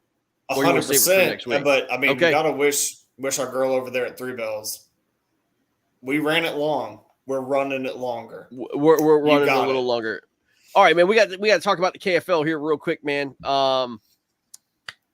Let's have a little debate, BK, because let's talk about it, man. We're in kind of like a lull right now, and the standings are out, man. The standings are up, and we get started back on July 9th. So my question to you is this: who is the better 3-0 team? Granite State Sticks, right? Okay. Coosa Kingfishers or Arkansas Hogs? Are those the only 3-0? Those are the only 3-0. Coosa, Arkansas, and Granite State. Okay, who so is the better 3-0 team? Two of the 3-0s are out of the South, right? They are out of the South. What does that say to you? Like the South is better, they're more dominant. I think the South is weak because there's a lot more competitions out of the Northeast, man. They're all competitive, man. Okay, well, why don't we bring up that division there? Atlantic. You think this is a strong division? Empire. I said 3-0 teams, man. No, hold on. Time out. I'm just saying. 3-0 teams, man. You have one division you're basing the whole North on that you're saying it's strong. And what I'm saying is there are basically 3 to 4 strong teams in the North. I think there's 6 to 7 in the South. That's where I'm at, man. Well, look, I'm not a North guy or a South guy. I'm a mid-Atlantic guy. Okay, because I could care less about both. Okay, I don't care. I'm right in the middle, man. Like I'm right in the middle. You know what I'm saying? Like I'm the independent. I'm the Green Party here. Okay. Yeah. Okay. You're yeah. No problem. You're Nader. You're Ralph. I'm a Nader. I'm Ralph Nader. Okay. Yeah. But here's the deal, man. I think it's more impressive. To me, I think it's more impressive for Granite State to be 3-0 than I do Coosa or Arkansas. For what? Granite hasn't fished like an hour and a half outside of where they live. They've had 2 road games. Okay. Yeah, within an hour and a half. Go ahead. Okay. Whoa. But 2 road games on one, and actually 2 of them were live events. So not only these guys are competing against the team that sells like Bay State, they're also competing against 152 or 100 anglers at the same time. So I think what Jake Kukalis and Jake Anglis has done is more impressive than, let's say, I hate to say it, man, but I hate to say it. I love Coley McGowan, but I think what those 2 have done collectively is more impressive to me than what Coley McGowan's done on Neely Henry. I'm sorry. Period. Okay, so they have fished Neely Henry, but there's another 3-0 team in the South that's Arkansas. But you think what Arkansas has done has not been that impressive? I think they're great, but I cannot say you mean to tell me Massachusetts Maulers are 0-2. Are you telling me that an Oklahoma Outlaws team is better than the Massachusetts Maulers? Whew. I wouldn't say that. I'll agree. I'm agreeing to your point. Yeah. I mean, but that's it. Like, The Maulers beat your beloved Lone Star Bandits in the championship last year. They're look, like I said, they're 0-2. Bandits are 0-3. I still think the Maulers are better than Bandits. yeah, And that's man, who but Arkansas like, has wins over, man. okay, just humor me here. Do you think the geographical differences between lakes is greater in the north or the south? Oh, wait, South way more. Okay, Way so more. you would agree that the southern teams have to adjust more for road games, Yes. right? And so road wins in the north don't mean that much to me. You travel, unless you're going extreme, like to Michigan, then then you can lend my ear. What the Shiners had to do going to Motor City, if they had pulled that out, I think that's probably the most impressive road win of the season. Okay, so but I guess my question is this. Don't you think it's a little bit harder to beat guys who are more familiar with that body of water and beat them in a consistent basis because they all know the body of water. But if you beat them more consistent on that body of water than somebody who's coming in that doesn't know the body of water, I think it's I a mean, greater maybe win for to home know. games, but maybe for your home games, but you literally have no away games. You've probably already fished that body of water. And the Right. geographical differences between like lake to lake is probably similar. They probably fish similarly. It's not the same as going from like Okay, so Fairfield. BK, so let me ask you this. Okay, me and you, we go to Lake Fork. Okay, Okay. you know Lake Fork. I don't know it too well. Okay, but let's say we fish it 10 times. Okay, and you beat me the first 3 times on Lake Fork. You're 3-0 against me. Okay, is that really something to celebrate? Because I don't know Lake Fork as well as you do. I think you're agreeing with my point here, man. What I'm No, saying I'm is, disagreeing. I'm disagreeing with your point because I don't think so. it. I don't think it's much. I don't think it's an impressive. I don't think it's an impressive record if guys are unfamiliar with your body of water. I think it's more impressive if guys are familiar with your body of water and you beat them anyway. Uh, I just don't, man. Like I just don't think that because everywhere that I'm seeing so far from coverage is that the northern guys all seem to be a little familiar with like the water they're fishing. And we're seeing like close margins, but the home team is normally prevailing. And then when the away team wins, it's not a big deal. Well, I think that Rhode Island win at Massachusetts was a huge deal. I think that was a huge deal. Because they're Massachusetts, if they're not Massachusetts, I don't think it's that big a deal. Oh, I think it is. And also I think who Massachusetts had on the water is a big deal. Okay, that's getting into like individual prowess, right? But I'm talking But about that's your record. But that's your record, dude. Your record is as good as your anglers who were part of it. I mean, that's part of the team record. agreed. And I mean, we talk about guys, teams in the South that haven't fielded their best four. I mean, we talk about the Yes, Bandits all the time. They haven't fished out. that's right. I listen. Just as much as Arkansas's 3-0. Again, I respect the record. I think they're not frauds by any means. I think they've earned that record. But let's say this: I think if you put Texas, if you put Lone Star and you put Arkansas on a neutral body of water, let's just call it the way it is. I think it's a 50-50 split between the two teams, man. I don't think that Arkansas goes 3-0. I mean, against Texas in 3 tries. You know what I mean? I think it depends on which anglers are fishing. Like, It so always does. if you got Milton and Morgan fishing for Arkansas, I'll give them a lick even in an away game, man. Against Howell and Isham, I don't think so. I've not seen Isham fish much this year. Well, we haven't seen Howell fish much. Well, we've been seeing him fish on national, but I've not seen Isham Yeah. fish much. Period. Yeah. Well, And I'll say this, man.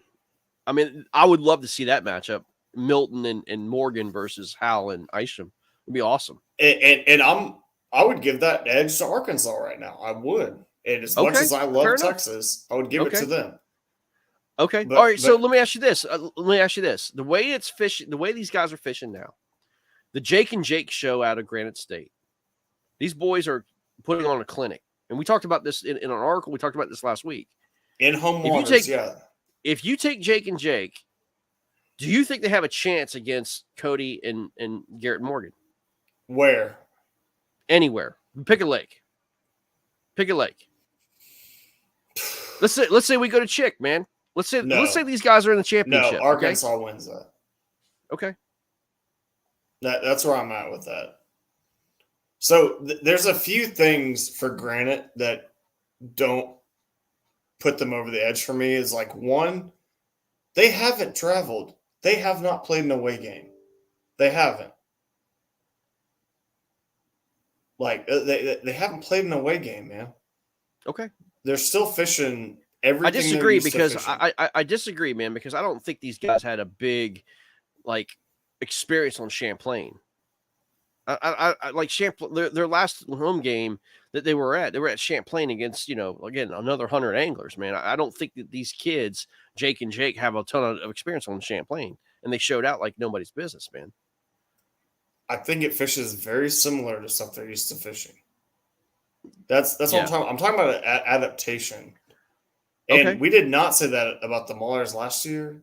We said that the Maulers are probably the most nationally experienced team. Yes, is what we said. Yeah, and it showed out. Yeah, and it exactly. showed. It showed out. So let me ask you this then. Okay. Would you? Okay, so we've got 2-0 teams. We got 3-0 teams. Which team do you think that is winless comes back and saves their season, and we're going to see them late in the make a run in the postseason, into the postseason? Okay. Which team can turn this thing around? You got Bay State, the Maulers. You've got by talent alone and by just, I think they'll do it, is the Maulers. Okay. But they also have, to me, the least varied division, because away games in that division aren't really away games.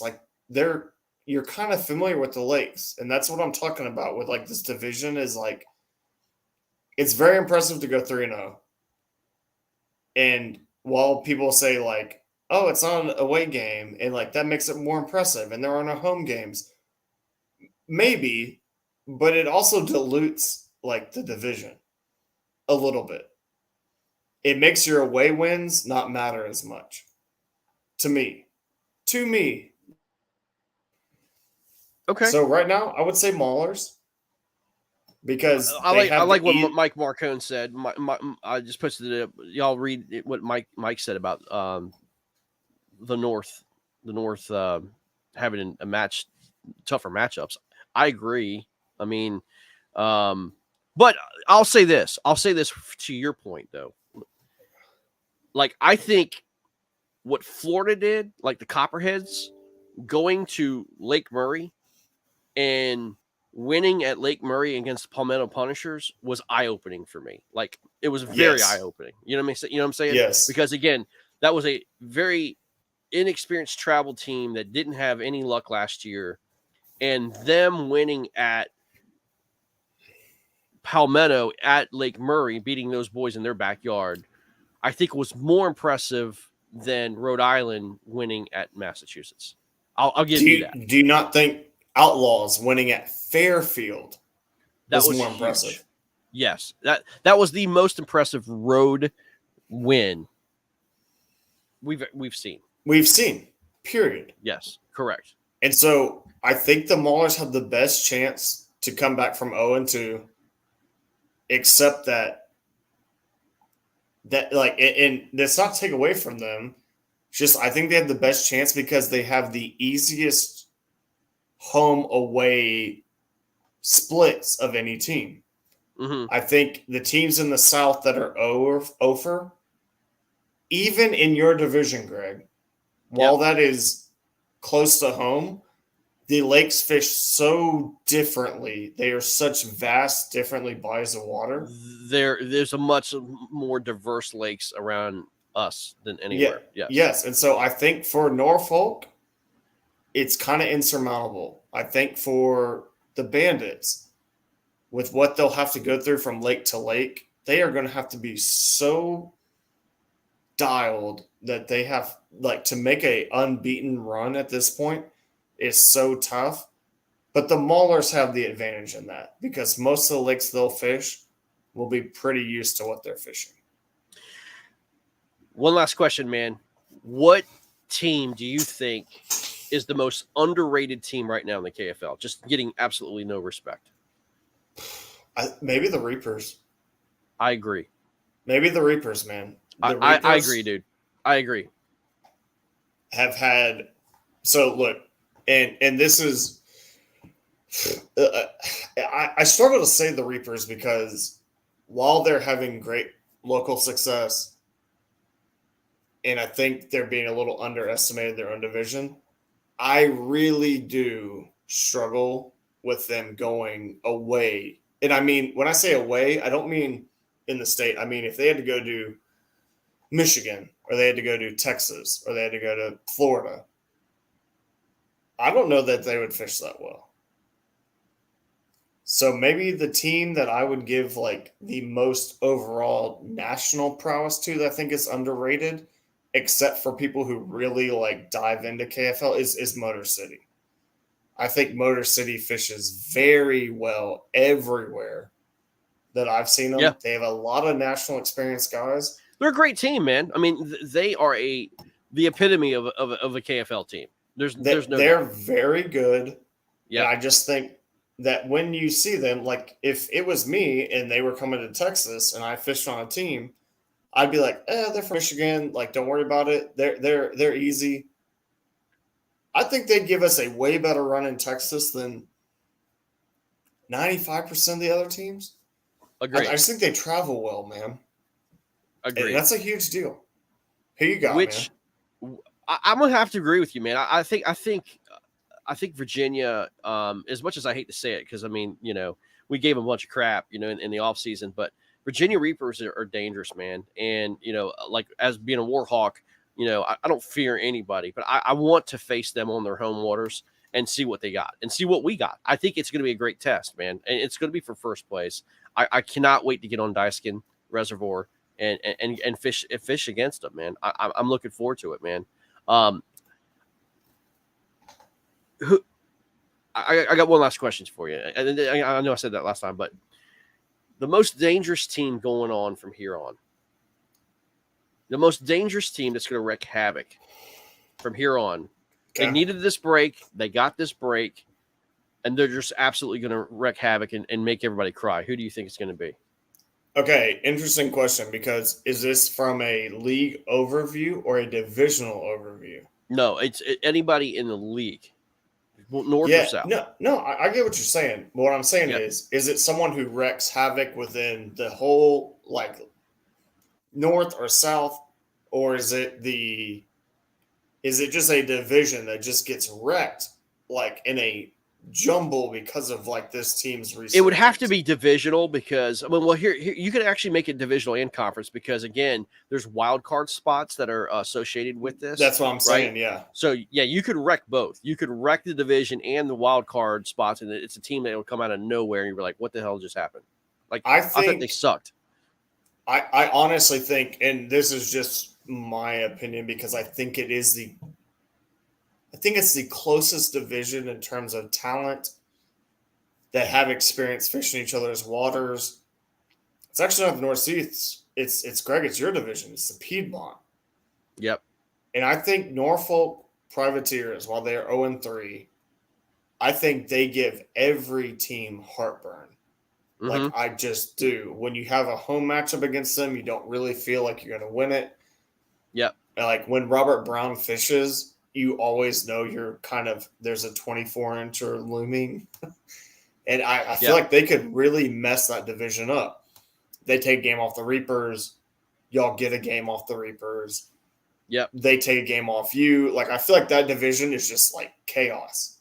I feel like Piedmont is just chaos. And I feel like that is the team that has the most impact to just when they win could games. Be a wrench. They could be a wrench and mess up the cogwheel. There's no doubt about it. Yeah. Yeah. I'm going to give you two teams that could absolutely wreck the South. And not so much from a spoiler standpoint. I think they have a legitimate shot of doing some damage and making runs. And I'm telling you this. I know it's got a gut feel. Southern Slayers are not done. Okay. No. I think the Southern Slayers they needed this break. I think they recoup. They know what the KFL is about now, and they wreak havoc.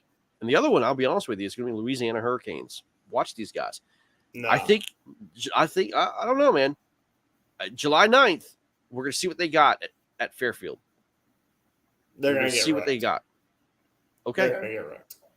We'll see what happens, man. I think Louisiana is going to be a force to reckon with. Look, I agree with you with the Slayers. And I think from a team from the South, you look at the Slayers because they have a lot of very important matchups that will determine that division. Yep. And I think the Slayers are a team that is very, very good. I think they just had a rough start to their season. And from the guys I know from that team, no quit at all. I don't see that from Louisiana, man. I just don't right now. I don't think they have the same kind of competitors as a team like the Slayers. Would you rather have Vaught or Case? Vaught. Vote. It's Vote. Yeah, Vote. I'll take. Sorry. Vote. Yeah, I'll take Vote. But I think again, Louisiana has a couple home games. I think they can. I think they could go undefeated at home. They just need to go out on the road and prove it. And I think they're motivated enough to do it, man. So let's see. It's going to be interesting to see. If Louisiana was fishing good, I would agree with you that at home they would be an impenetrable. But what I've seen of their games, they're not fishing very well.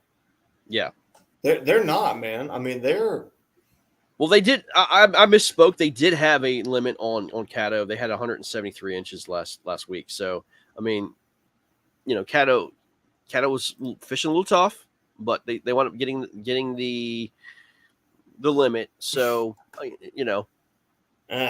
mean, it is. I don't know. I mean, I just got this feeling about Louisiana. Again, they could be a big surprise. Guys, listen, man, it's gonna be awesome. Thank you guys for joining in. That was a banger. Jordan Marshall, God tier. Awesome, dude. Thank you. Amazing. Awesome. And this is what we need, man. We're not, again, if you think we're like, hiding behind the screen, we're not, man. We're up front. We're just going to tell you the way it is, man. I love it, man. I love his honesty, dude. Good, bad, or the ugly, man. Bring the heat. So I love it. Everything you said was welcome. Lauren, feel better. Feel better. We gave you some overtime. That was an hour and 15 minutes overtime. There you go. We promised it. We delivered. So, guys, stay safe out there. We will see you next week from Florida. I'll be crying about, me losing to John Fox, but we're going to give her hell. So, nah, no shot. No shot. Easy. We'll see you guys. Yeah. Thank y'all for tuning in. We'll be better next week. Peace.